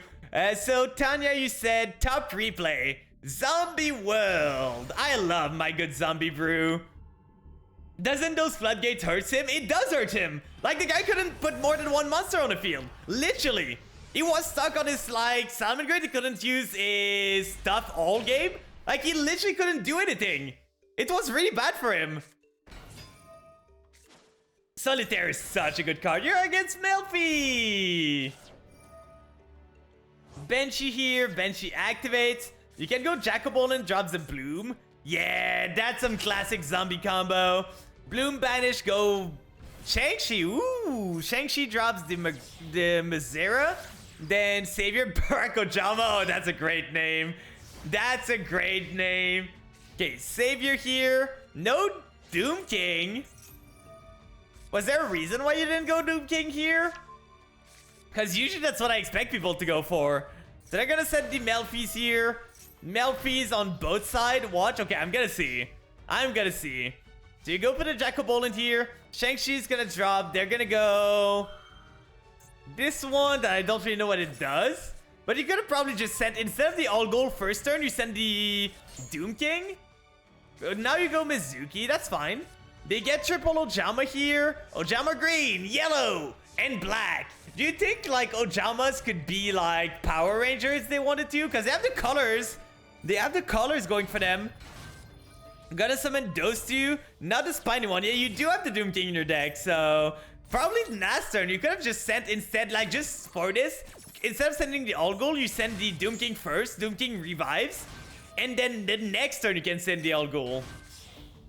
You go those two into Chen Yang. That's pretty normal. You go into Sucker. Do you not run Fascinator there? Because you could have probably went into Fascinator into Yukiona. This one's going to summon the Doom King from the graveyard. This one's going to activate. You're going to banish 2. Do they not have... I guess the Melfi needs a beast, right? Like, they cannot use anything else. Revealing this, they're staring at you. They're staring you down. You better be scared. And a big 2.5k. What does the strap do again? Banish one zombie monster in the field and special summon a zombie monster from your graveyard. Have the player control it to their field and defense. Oh, you're running 2 Doom Kings? Oh, I see. Getting a Gozuki. They go into the Poly here, into those two, into Ojama Knight. 2 protect. Then they go pink. You can negate this, or you could banish. 2 is normal, I see. I don't usually run 2 myself. I run 1 Doom King because it's so easy to send to the graveyard. But my deck is more like vampire based, so I have a lot of ways to mail it to the graveyard. Banish just summon another Ojama. Oh, you can use it on their stuff. That's kind of funny. Shuffle this, reset, and then they go for the other Melfis. At least Melfi can tank for days. Like, they're just setting themselves all over. Everything set on the field. Book of Life's the card I haven't seen in a while. Gonna banish this, revive the Ojama Pink. Then Sucker's gonna activate. Chen Ying's gonna activate. This is gonna activate. You can go for Baylor Truck now. Puppy's gonna activate. You can banish one of them. You can Ash here. And because Ash is a zombie monster, you can Doom King in response. That's so funny. Ghost Girl being zombie monster is so funny. Negating this, then you go for Chen Ying, banishing this, the field spell. Oh, no field spell this time. Drawing one, drawing the Banshee. Gozuki is gonna send Mizuki to the graveyard. You're gonna link those two into IP. And then those two into Yukiona. Then you're gonna go Book of Life. Book of Life revives the Doom King. You should have pretty close to lethal here, right? I think you have lethal on board. So you punch here, you punch there, and then you punch with this big guy. Welcome in, True Fart. Welcome in. You just missed a 30 minutes game. You just missed a 30-minute game where we fought a guy on Salmon Grade that flipped Anti-Spell, Goes in Match, and Rivalry of Warlord on us. That was painful. Your favorite zombie monster is Beast of the Pharaoh. I want to see your deck a bit. I want to see... The opponent's deck was just Ojama, so not much here. They're running a lot of Ojamas, but what were your deck on? Triple Bloom. That's brave.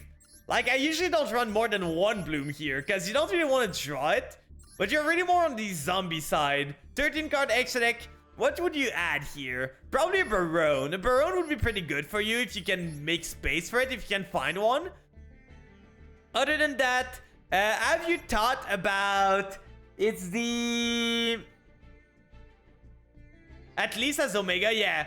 So, have you thought about running the... It's the Tuner level 2 that is the reprint of Plague Spreader. And it's just like, you can target level 6 or higher monster on the field, reduce to level and summon the level 2 tuners. The clown, yeah, the clown. So you summon it to the field, and then let's say you have 2 Doom King. You can go, this one targets one of you Doom King, summon it, and either go into this guy, because it will make 8, or go with the other Doom King to make the Red Eye Zombie Dragon Lord. Yeah, the Susunaga could be good too. There's some ways to upgrade this deck, but it's pretty cool. It's pretty cool. And Morgoth, I think I have you in my followed list. I see you there. Which one did you want? Which one did you want again? I gotta scroll back. Where were you? Where were you? Here. First one, okay. First one here. Oh, there's only one. Why did I not look if there was like more than one replay? That would have saved me a lot of times there. If I could craft it, oh, I see. Doesn't they give you it with the like structure? I guess not, right? But it's not that great if you don't have it. But slowly but surely you can build the deck. I can probably help you in the Discord at some point, like to build zombie decks. I have a very wide knowledge about zombies because I played them a lot. Like I played my vampire list. I thought about it again, guys. And once the new season hit, I might go back to vampire. But this time we're not gonna run the Fiendsmith in it. Because Fiendsmith is great and all. But the problem with Fiendsmith is that it gets turned off as soon as we add the zombie wall on the field. As Amina though, it doesn't get turned off. And it's a great discard outlet. So what if we run triple Deception, triple Diabell Star, triple one Wanted, and like... It's just Apo Turbo, but the problem is you run a lot of cards that you don't really want to get one Apo, so I don't think it's that worth it. So what if we go into the other part instead? It's Ubishal, the Requiem? Did they target the Requiem here? That's crazy. Why did they not target the Engraver? I don't understand. Like, it wouldn't have mattered at all anyway, but still, you always target the Engraver with this. Set 3 and pass. Baldric is such a crazy card. People disrespect Baldric way too much. They're gonna call by here. The scrap deck, that's probably always cool there. You're gonna Bishul the Baldric, so you have a lot of Bishul's there. Can you make Beatrice with this? Are you running Beatrice here? Like, what are you on even? I don't even know what you're on. You're on Thunder Dragon, right? Playing to the Imperm column. Wait, did they run one more track? Oh, did they not use the track? That's so funny. You got Crest out there, but you have the Gold Sark. They are a pretty fun deck. They are just a bit outclassed nowadays, but they still are fun. I'm playing Vampires. I cannot talk about a deck that is outclassed. So you go into this, go into Colossus, and that's probably gonna be the end of it. You go those two into Close Moon. Oh, you can still do the Fiendsmith combo. Serenair drops the Lubellion. You can go Lubellion. Lubellion probably gets you the Regain, right? Unless you're running the Beast, but I don't think you're running the Beast in this. Yeah, it's only branded Regain. You go into Requiem. Requiem's gonna tag out into Engraver, and that's why you Bishop your own Engraver. It's to be able to use it later on. Sequence here. Sequence gonna shuffle back the Close Moon and the Requiem to make the Lacrima. Lacrima's gonna summon the Engraver onto the field. Oh, you can summon the Banished one. That's great. I always forget this card because we don't have it in the TCG, so I never play with it. I always forget that it can summon from the Banishment. So you go Seyfert. Seyfert's gonna banish himself, add the Lubellion. Beast is... I always run Beast. Oh, I see. I see. That's fair. It's an out to Floodgates. You go Access Code. Oh, that's the puncher here. So this here, Access Code's gonna gain attack for the sequence. Then this is gonna deal damage. Then this one's gonna banish this, pop the back row. Oh no! An Unchained Trap! Careful! You're gonna summon the Serenair though, giving you more stuff. You can go Lubellion here. Lubellion's gonna get you the Bishop Magnamut. Magnamut can activate, you can banish their Engraver in the grave. You're just removing all their Engraver. You're gonna punch into this, gaining more attack again. Punch to this, barely enough. It's so weird that she has 1850 attack. Not... Oh, it is enough to kill. GG, well played there. Well played. A lot of Bishops in your future. There was a lot of Bishop. They are pretty good in this metagame because there's a lot of like Fiendsmith around, so that's pretty good. That's a problem for my zombies too, because my zombies do not like being banished all the time. Let me see. Which one was the other one? I think we had another replay that I didn't see. So we add Kinroma? Yeah, Kinroma. So that's Ray, right? Kinroma here. There we go. Third one, let me tell you something that... Sometimes take deep breaths before you watch and only speed up my turn if you don't mind. Okay, so it's the third one. So this one here. This deck list is old now. I see. But visuals are still pretty good. Like in the TCG, people right now are running like, I think 10 visuals in their deck. Some decks are running that, so that's kind of rough. You've actually made someone rage quit with my scrap deck because no one expected it. It's a thing with rogue decks sometimes. Like, one time when I went to my first YCS ever, I went there with friends. So my point was not to win it. It was just to have fun and see how far I could go. I was playing by Vampires and people were like, wait, that can do this? That's so cool. Wait, your deck is cracked. And I was just having fun with the Vampires. I ended up like going, I think, 2, and then I just dropped because I couldn't make top cut anymore, and people were going to eat dinner there. But I ended up like winning 2 games at a YCS with a Vampire deck. I was surprised a lot. It was very fun, a very fun experience. YCS are very fun. If you ever get a chance to go to a YCS, I highly recommend it because it's super fun there. If you can go with friends and all, it's a fun experience. I'm paying attention. I know the Punk cards by heart at this point. I played this deck. I played Punk Gold Pride. So you just did a normal combo. You have the Danger Gabu. You have the Imperm. So 2 months in the gate. You have the Troll for this, which is pretty good. Call buy on the Troll. Okay, we have the call buy on the Troll here. You have your own call buy, so that should be good against the Fiendsmith stuff. You can always call buy the Engraver when it needs to. Call buy in 60, well, they always have it. Like, 60 is so consistent for no reason. Like, they always have the card they need. They summon the Lurie, I agree with this. You never, call buy the Lurie. You let them go sequence, they summon the Engraver. Then they can go sequence here to target something, but you can always just Gabu to negate this.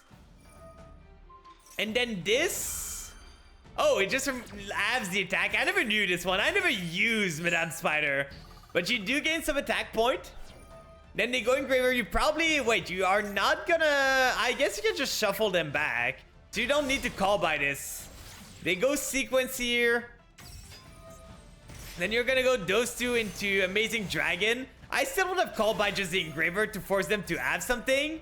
Because now the problem is you only have 2 interruption left and a call by, but they use the graveyard part of their deck. So they go Sylvie here. You're gonna Imperm the Sylvie.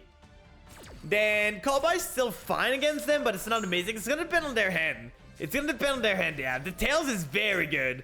Well, it's a 60 pot with a lot of starters. Like, it's like saying that, oh, well, Brandon on 60 always draws the thing they need. But they their whole deck is all they need. Like, when your deck is like 40 starters and 20 other cards.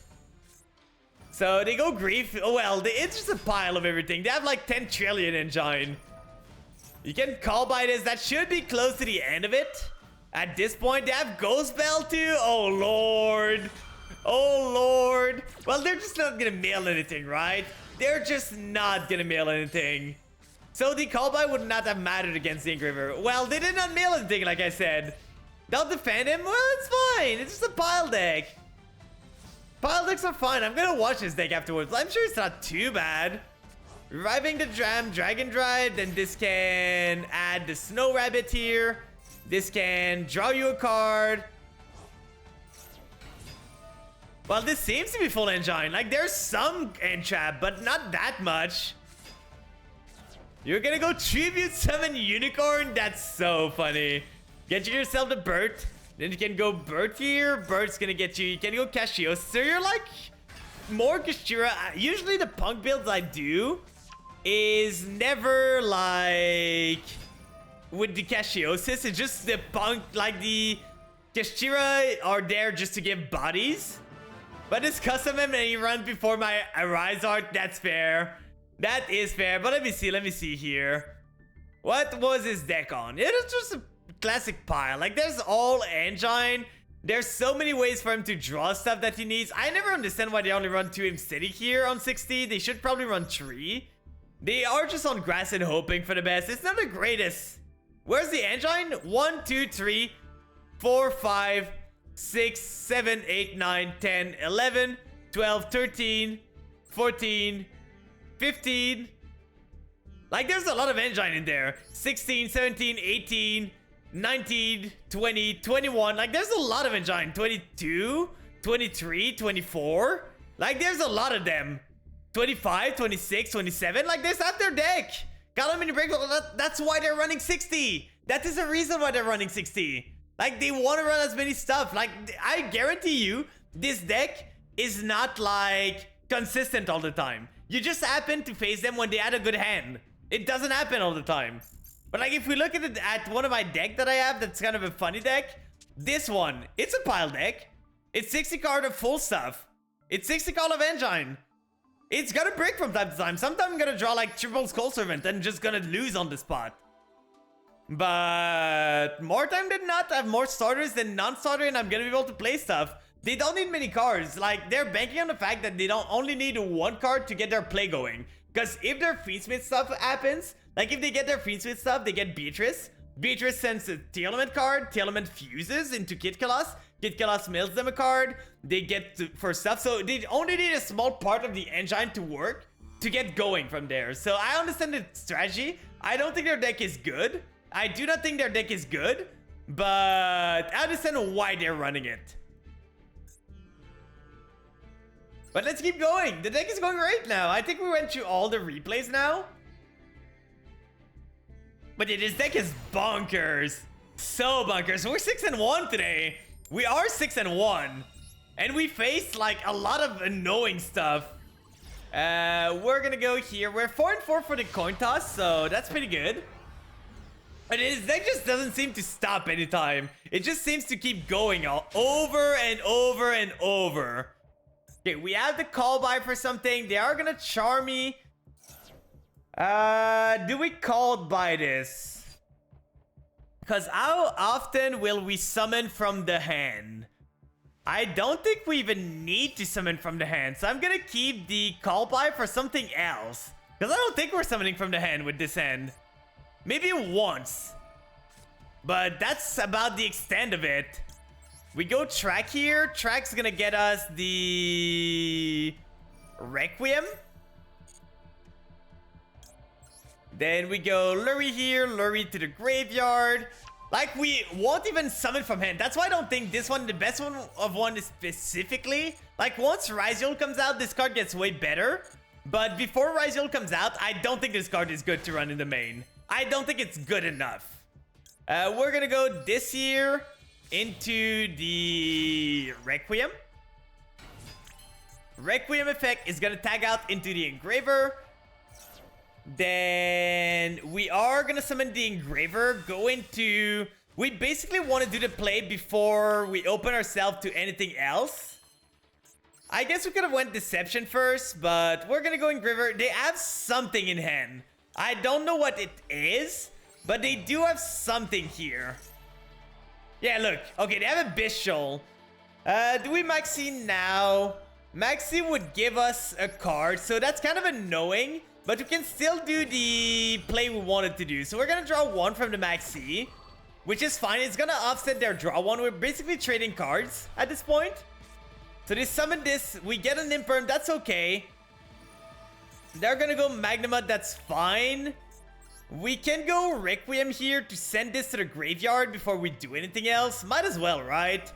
Might as well. See if they have another Bishol. Doesn't seem like they do. So we're gonna go Requiem, Engraver, Engraver, send this and this. That's gone. I guess we are opening ourselves up to... We are opening ourselves up here to an Imperm. But we do win the game! But yeah, we were gonna go like... The Deception, pop the... Deception, pop the Snake Eyes monster. Get ourselves the Alazamina into Regina into Snake Eyes Ash, and then we could just do our stuff. So we're always winning this one. There was no way they were winning this. The Bishop was well timed for them, but we had just too many things. But it's them running Pirellia. What were they on? Were they on Tempai? They might have been on Tempai. They were on Tempai. Yeah, only Tempai would run this because they're running like triple of each plus 2 Maxi. But yeah, they probably just drew a lot of Engine and nothing else. But let me see. Second one from bottom. Okay, so we gotta go from the bottom here. Let's see. Tanya Pop on the replay. Scroll all the way down.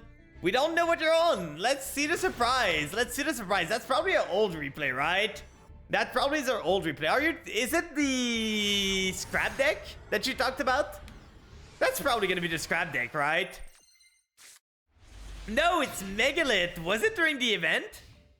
It's an old replay? Yeah, I kinda guessed. Dragon Maid here. So Dragon Maid, they are on 47 or 48. So not too bad. Like for a deck that runs some breaks, 48 is not too bad. They have one Omni and nothing else. They're running some weird card. Okay, you can force the Omni here. I don't know why they didn't tag out. Because now they should have tagged out beforehand. Because they would have at least had the other one that can pop something when something goes back to the end.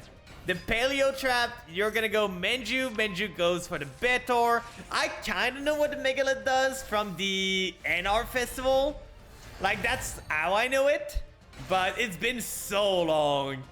Yeah, I haven't seen Dragon Maid in a while. They are getting new support in the OCG, so we might see a resurgence of them. I don't think it's making waves, but we never know. We never know. There's a new Dragon Tail 2 archetype that's like new dragon stuff. But we do go into Betor. Betor is the one that banishes, right? I think it's the one that banishes. Oh, it destroys. Okay, it destroys them. So you can pop this and this. This one doesn't get destroyed for some reason, but yeah, Megalith, the problem is that they're really controlly. So they take a lot of turn to be able to do stuff. You're gonna go for the full. Full's gonna ritual summon on the opponent's turn, attributing those two into the Phalanx. So giving a lot of stats to your stuff. Then they go for the changeover. Changeover is gonna get yourself... You're getting recycled. You're getting stuff back and back and back here. But they go for the Shio. Shio doesn't do much here. They can punch over your stuff, I guess. They can like punch into the Phalanx. and then go afterward. So this tags out into the other shield. Okay, they can punch over 2 stuff. Oh, this protects? Is it once per turn? It is once per turn. Okay. So they do get something going for them. They're gonna add back something here. Then after that, how do you get out of this? Another Betor. This one's gonna revive the level 7. The Betor is gonna send to the graveyard. They're gonna negate now. They're just clicking buttons. So they negate this. You can still use full, right? It's only during main phase. You use full. Tribute this, go into the Ophiel. Ophiel is gonna get you something. You add back the Betor to your hand. How do you get you this? I didn't look at how many turns it took. I did not look at how many turns it took. So this one tributes for the Betor. Then you can destroy 2 cards again. Oh, 3 cards, 4 cards this time. Then you link those 3 into Nephthys. Oh yeah, this card for the ritual archetype. Lots of attack. Lots and lots of attack. Well, this card's unique from monster zone. Your monster cannot. Your opponent cannot. Monster on your opponent control cannot target Nephthys monster. This card's gonna attack based on the ritual. So cannot be destroyed by battle. Cannot be destroyed by card effect. Also, it gains another opponent can target this card with card effect. So it's really hard to remove. You need like non-targeting send to graveyard or something like that, or non-targeting banish, and it's very huge. So I don't know how they get out of this one, because they cannot punch over it because it's too big. It was made with triple ritual, so that's a chungus. You probably should have set this here, to be honest, just to, in case they can do something with this, you can just imperm it away and remove their attack. But that's fine, it's not gonna matter. And that should be the end of the game. GG. An ad just started, but we were at the end of the game anyway. So battle phase, punch with the Nephthys, and GG. That was some good old time. It's been a while since I've seen both of those decks. It's been a whole while since I've seen those decks. I think I'm gonna wait. Truefart, are you still here? Are you an ad or not? Because if you're an ad, I'm gonna just go do a game, and we're gonna do the replay once the game is done. Just give me a sign if you're here. If you're not, that's fine. We can just go for a game here. There's 1 minute left on the replay, though. On the ads, though. I'm gonna do a game. They seem to be stuck in ad. So we're just gonna do 1 game and then we're gonna go for the fart replay. I don't want him to lose his replay there. I want him to be able to see what he paid with points for. Come on, come on. Yeah, let's go. Coin toss win. What that's making me realize that I might just want to run double deception. The problem with deception in Chimera is that it doesn't bridge into anything. Okay, that's great. In draw, we're gonna go wanted. Just to be safe from a droll. It was so fast. It was so fast. You need to go so fast there. So we go Diabellstar here. Then we're good to go. We're safe against a droll here, so we can go Diabellstar. Diabellstar drops this. Summon it onto the field. Probably should have summoned in defense, but that doesn't matter too much. Effect of Diabellstar. Diabellstar cannot be ashed, so there's a part here. We can go Deception. Deception, do we run Barone? We do not. We could run Barone in this if we have the space. So we're gonna send the Diabellstar to the graveyard, get ourselves the Alauda Zamina. I know some people are running Retaliating Seed there. And by the way, Fart, we are back from the ads. I did a game before the ads because the ad was started. And we're gonna go to a replay afterward. So don't worry about it. You're not losing your replay there. We go for Murcielago here. That's gonna be full Snake Eyes combo. They don't seem to have any interruption, which is scary. We go for the OSS. Then we can do OSS here. Go for the Murcielago. Go into the Snake Eyes Ash. And then we can just do full Snake Eyes combo. Do I know the Snake Eyes combo good enough, though? Do I know the Snake Eyes combo good enough? So we add the Poplar to our hand. They might have a Nib. Nib would be annoying, but not the end of the world. Poplar effect is gonna get me... At this point, I kind of just have the field spell left. So we can go field spell here. We're gonna set to the back row this one. Then we're gonna go into Linkuriboh with this right here. Then Poplar effect is gonna reset myself the Poplar here. Then we can go into Alauda Zamina, get myself... I'm gonna get the Omni here now just to be safe. So we just get the Alauda Zamina again. Oh, we don't have a Sinful Spoiled card. I guess we could draw one. Like, might as well draw one, right? We don't care about the Deception. I kind of want to keep the OSS because we can banish and target one Snake Eyes on Gabriel Star monster. So we're going to keep the OSS in the graveyard. Return this, draw it. It's not an OSS card. So what we can do here is go those two into Oak. Oak revives the Poplar. Then we go Oak with those two into something else. That just gives us more body. I think I want to try the line. I want to try it. Maybe it's not the play, but it's a line I want to try. It gives more Snake Eyes card in the graveyard for the... It gives more Snake Eyes card in the graveyard for us to be able to use Flamberge afterward. So if we go this here, using the Oak, using this, get ourselves the Flamberge on the field. And then from this, we can reset something if we want to, but we don't want to right now. What we can do instead is go IP with those two. I think I'm getting the line now. So we go IP, we remove the Linkuriboh just to make sure we add the material for it. So we go this, we target those two one. Summon the Snake Eyes Ash, summon the Oak. Then from there, we can go Promethean Princess into this and this.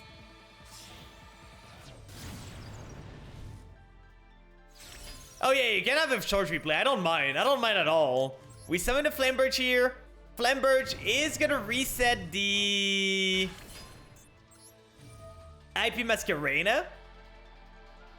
So right here, set her onto our field. And now we're locked into fire, but that's fine. We can just go into this and this into Raging Phoenix. So now we're not locked anymore. And we set up the full Fiendsmith line, by the way. So we can go into Engraver now, because we did all the other stuff. Engraver into Track. Track into Lurie. Lurie gets us something. I don't know how they get out of this. So we get Lurie. Lurie gets to the graveyard. We get the Engraver. Then we get going. I just wish we could have added another Zamina card, but that's just better that way. We summon the Lurie here. Then we go into... Oh yeah, we don't want to use Linkuriboh. I almost done goof there. We go this into the Requiem. And because we have the zone, we can allow ourselves to do this. So we go Requiem here. Requiem tags out into the Engraver from deck. And we do have the Beatrice. We don't have the Caesar anymore, but we have enough Light Fiend to be able to get ourselves a Desiree here. So I think that's what I'm gonna do. We set to the back row the Oak right here. Summon this one onto the field. And then we can go into sequence. I did this way just so we don't have to lose. I guess we could go for an Apo. Is Apo better than a Desiree here? Because we lose to like Dark Ruler no more. Both loses to Dark Ruler no more. It's just a question of, do we want an Appaloosa?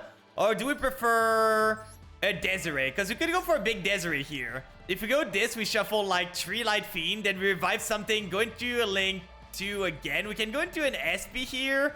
I prefer the Desiree. I've never done the Desiree in Macedol yet. So we shuffle all those 3 together into the Desiree here. Do we have the material actually? If we had Agnum Day, that would be good. But we do not. We could technically fuse those together. We could summon the Ash Blossom to go into an SP. and get more value, but I think the Ash is gonna be more valuable, so I think we're just not gonna greed. We're gonna do this, equip it to Desiree, put it in the back row, so we have a Desiree that can negate stuff now. We have an Imperm, we have a Call By, we have an IP, we have a Promethean Princess that we can use, and this can revive afterwards. So this board's pretty good. This board is pretty good. It would be the 5th replay from the top with Dragoon and a 3-card display, I see. Okay, so they have the Engraver here. I think I'm just gonna Call By the Grave the Engraver, because that's gonna be a good hit there. No Engraver for you. I'm sorry about that. Oh, they have Cross out? Okay, okay. I see how it is. We can always Ash the other thing. I guess we could use the Desiree here. They seem to really want this result, so I guess I'm gonna use the Desiree here. It's a negate. It's pretty good.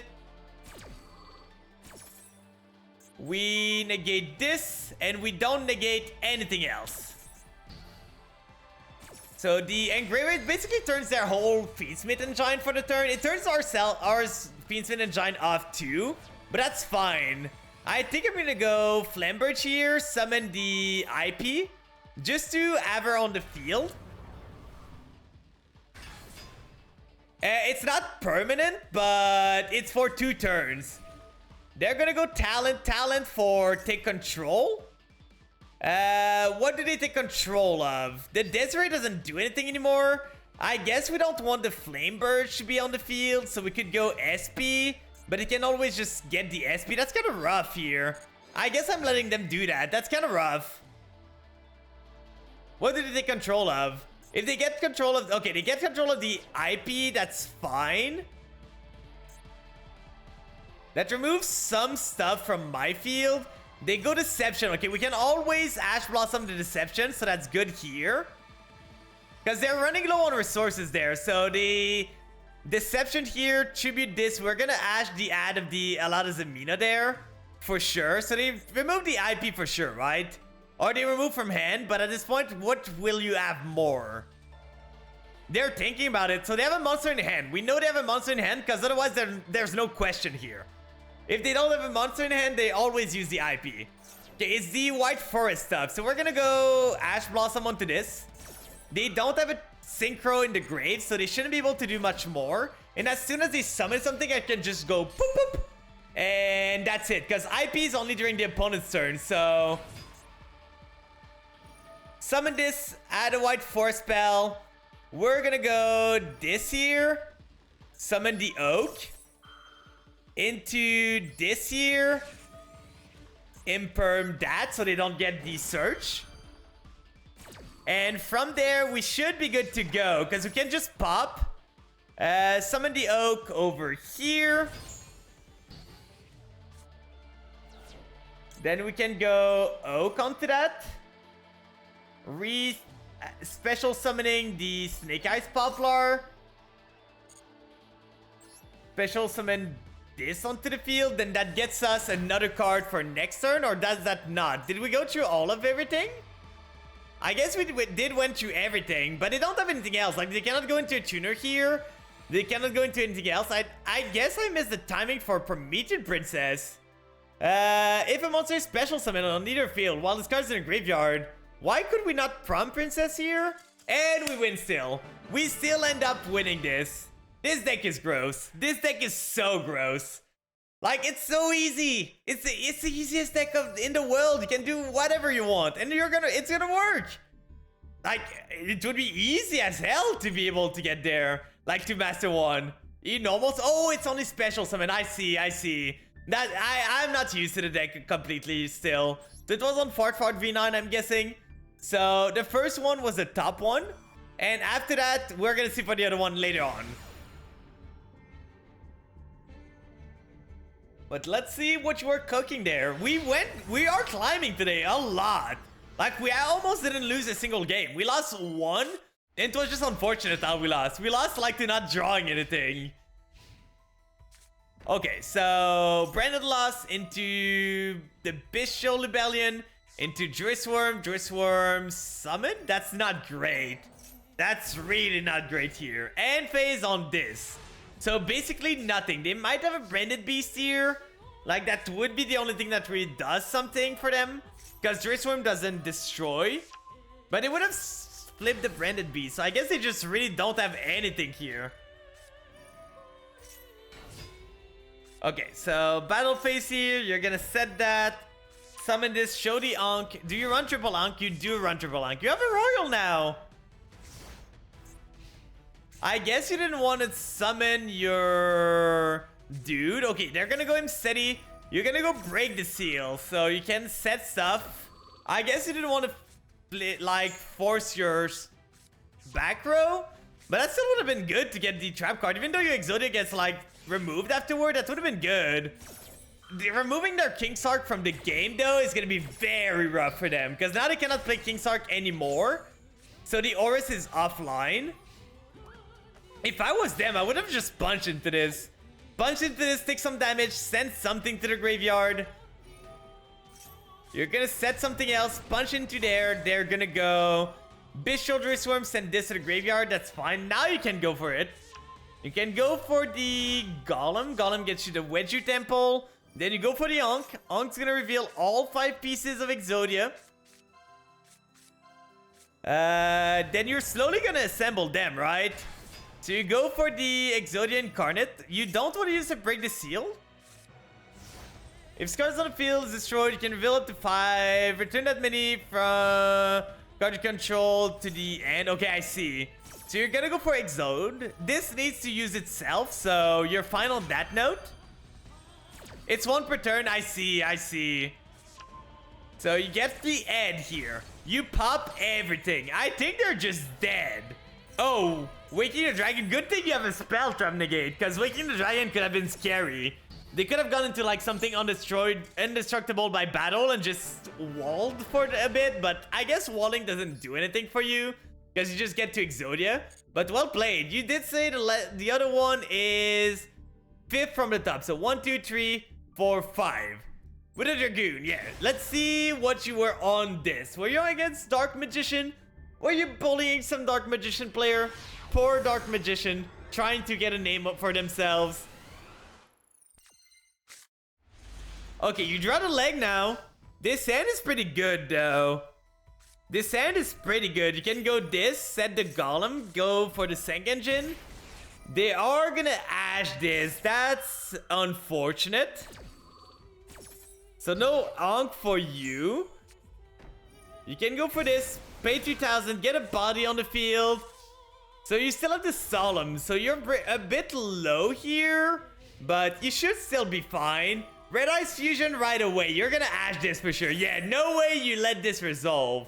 No way, Jose. So Ash Blossom and Ninja Surrender. God, people are so... Play the game! What were they on? Like, what was the rest of their deck? Like, it was Horus. I guess they just drew a lot of Horus. Why would you run double of these? There's so many bricks in their deck. Let's count them, guys. 1, 2, 3, 4, 5, 6, 7, 8, 9, 10, 11, 12, 13, 14, 15. There's 15 bricks in their decks. Why are they running Chaos Max? Why? Like, they don't have a way to summon Chaos Max. Why are they running it? Oh, it's for the Magia? I don't think that's worth it. This deck is bricky as hell.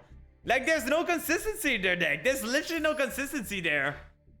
Well, we keep going. We're almost at Master 3 there. We are almost at Master 3. I need to think a bit with this deck, but not that much, to be honest. I don't need to think that much with Snake Eyes.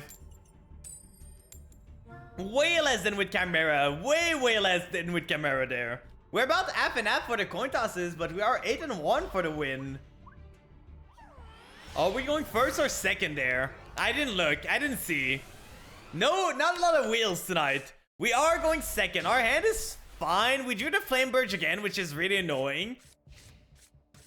But we have Bonfire. We have... Okay, it's Wanted here.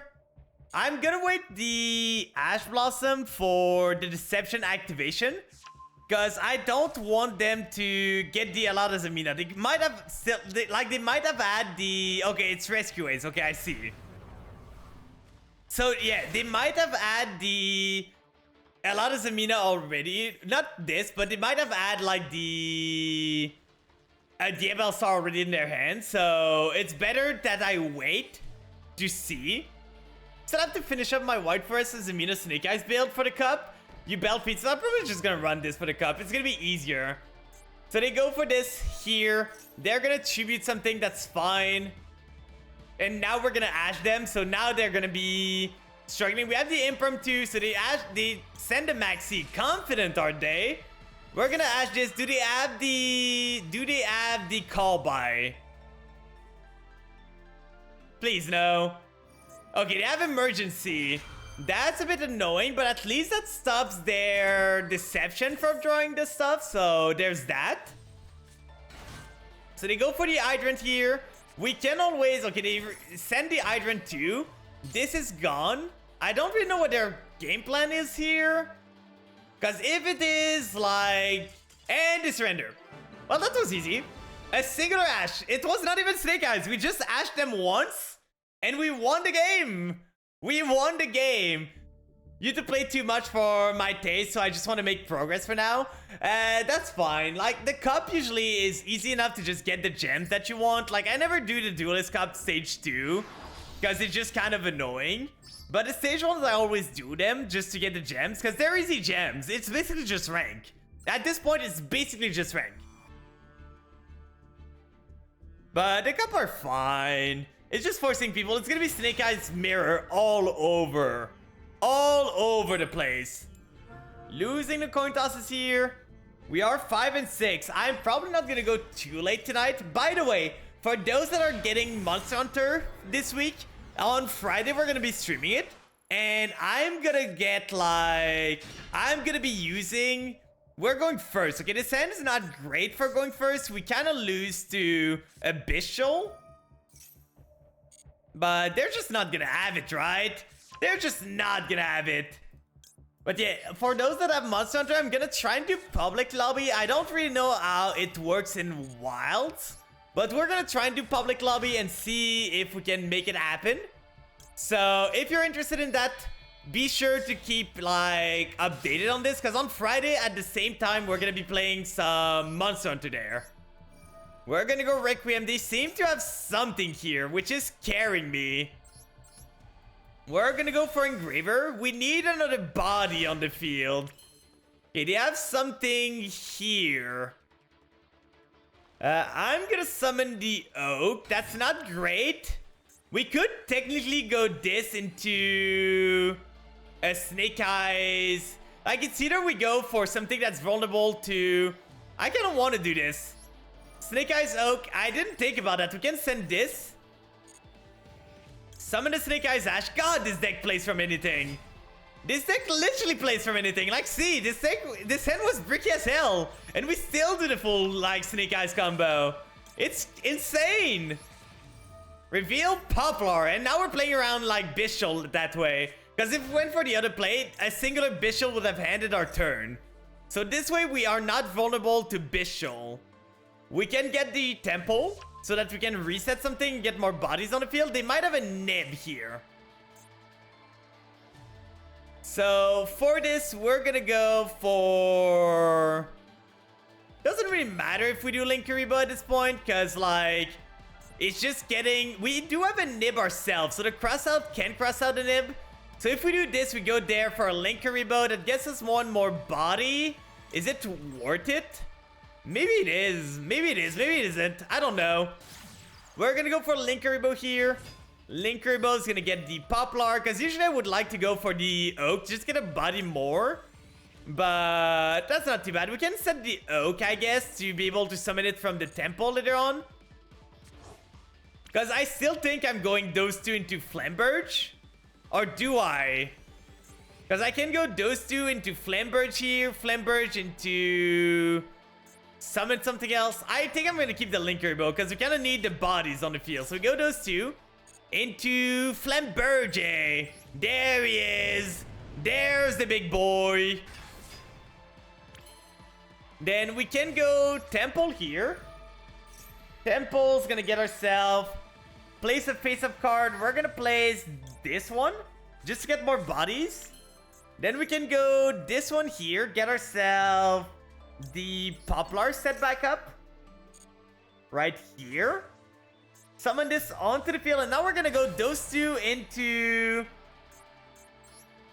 We could go Promethean Princess right away, but I kind of want to go IP first. So those two here into IP Masquerena. And then we go into Promethean Princess with those two into setting the IP again. And we can go to Flamberge here because we do have two monsters. They are thinking about it. I'm pretty sure that's a nib at this point. I'm pretty sure that's a nib. But we have the nib proof here, so we're safe. We're gonna go for Prom Princess with this and this here. That's why we kept the Linkuriboh onto the field. Getting the Prom Princess onto the battlefield. I still don't understand why she's like not needing a fire monster. There's no reason why she doesn't need a fire monster. We're gonna go for the Flamberge. Then Flamberge is gonna reset the IP. I've seen this play so many times that I know it by heart at this point. We're gonna set the IP. Now if they have a Bishul, they probably would have used it there. But they don't seem to have it, so we're fine. We can go for a Raging Phoenix with this and this. Into here. Just shield our Flamberge from anything that could happen. They're really thinking about it. They're really thinking about it. So we're gonna go Engraver. Engraver is gonna return the Lurry. Then we're gonna summon it onto the field. From there, we're gonna go into Sequence. Because we have 1, 2. We can go into Sequence into Apo. So those two into Sequence here. Sequence Fusion Summon using the... Oh, I guess we're lacking one Light Fiend here. I didn't think about that. We're lacking one Light Fiend. Yeah, we're lacking one Light Fiend here, which is annoying. Where did our other Engraver go? I guess we never got one more.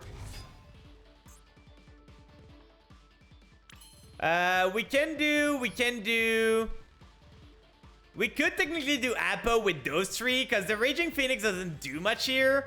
So I guess we could do Apo. And then from there, that's like still a 3-mat Apo.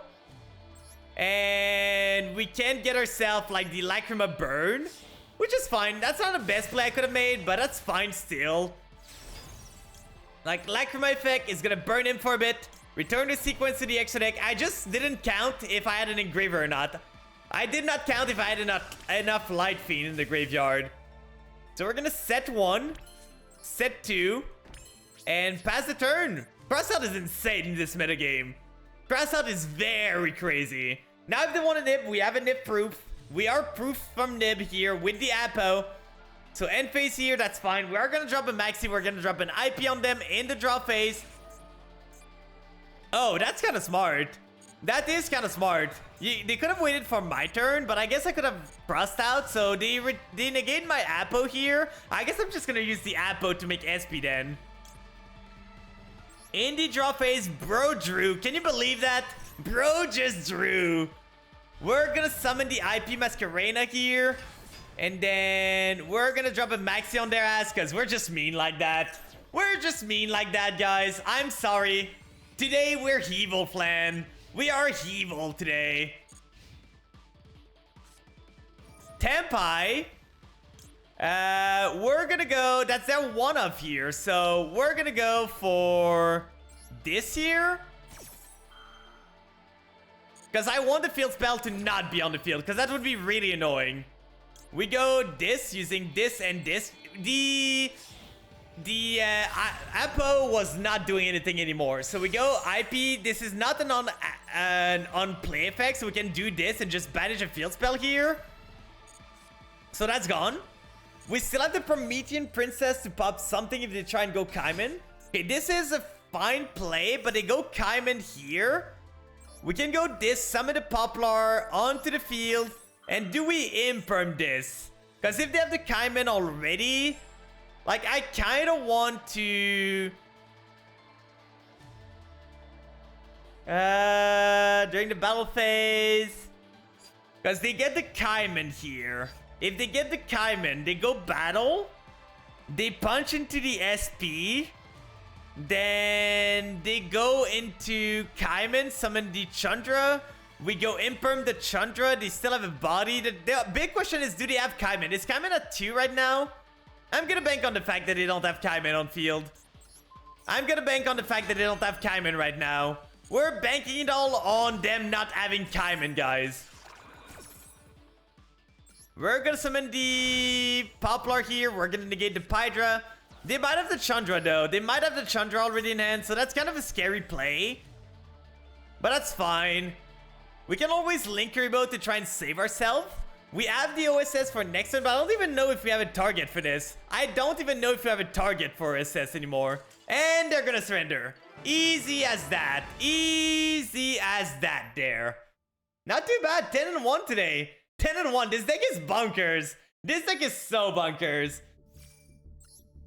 Like, we went insano mode. We're Master 3 right now. I think for today, though, that's gonna be it. We did a good amount. My voice is starting to die out because I just yapped a lot today for some reason. So I think we're just gonna send you to... is Mamie still alive? She is still alive, so I'm gonna send you guys to Mamie. She's a friend of Leah, so let's send some love there. Let me just get the name here. Can I just copy it, please? Thank you very much. There we go. Here's the raid message for you guys. Here's the raid message for those that are not sub. Today I just proved that the deck is completely unbalanced because we went 10-1 with me barely knowing the deck and me just fumbling my way through the combos, and we still went 10-1. This deck is insane. This deck is not okay. We need to do something about this. And we barely did the Beatrice line too. So this deck, even if they ban Beatrice, Snake Eyes is still gonna be top notch. Because they don't need much. They have so many things. Like the Azamina stuff is so strong for Snake Eyes to just get them the OSS. I would say the Azamina stuff is even stronger than the... it's even stronger than the Fiendsmith part of the deck. But it's pretty good. The deck is insane. Who knew? The best deck in the format is insane at playing the game. But on that note, I'm gonna wish you all a good rest of your day. I'm gonna go rest up. I'm gonna go rest my voice. And I'm gonna see you all again tomorrow. So tomorrow, same time. I don't know if we're gonna be playing Snake Eyes again. We might alternate between Snake Eyes and Chimera. But the season is coming to an end, and I kind of want to reach Master 1 just for the gems. So we might just punch through with Snake Eyes and just get the stuff. So I hope you guys take care of yourself, and bye-bye.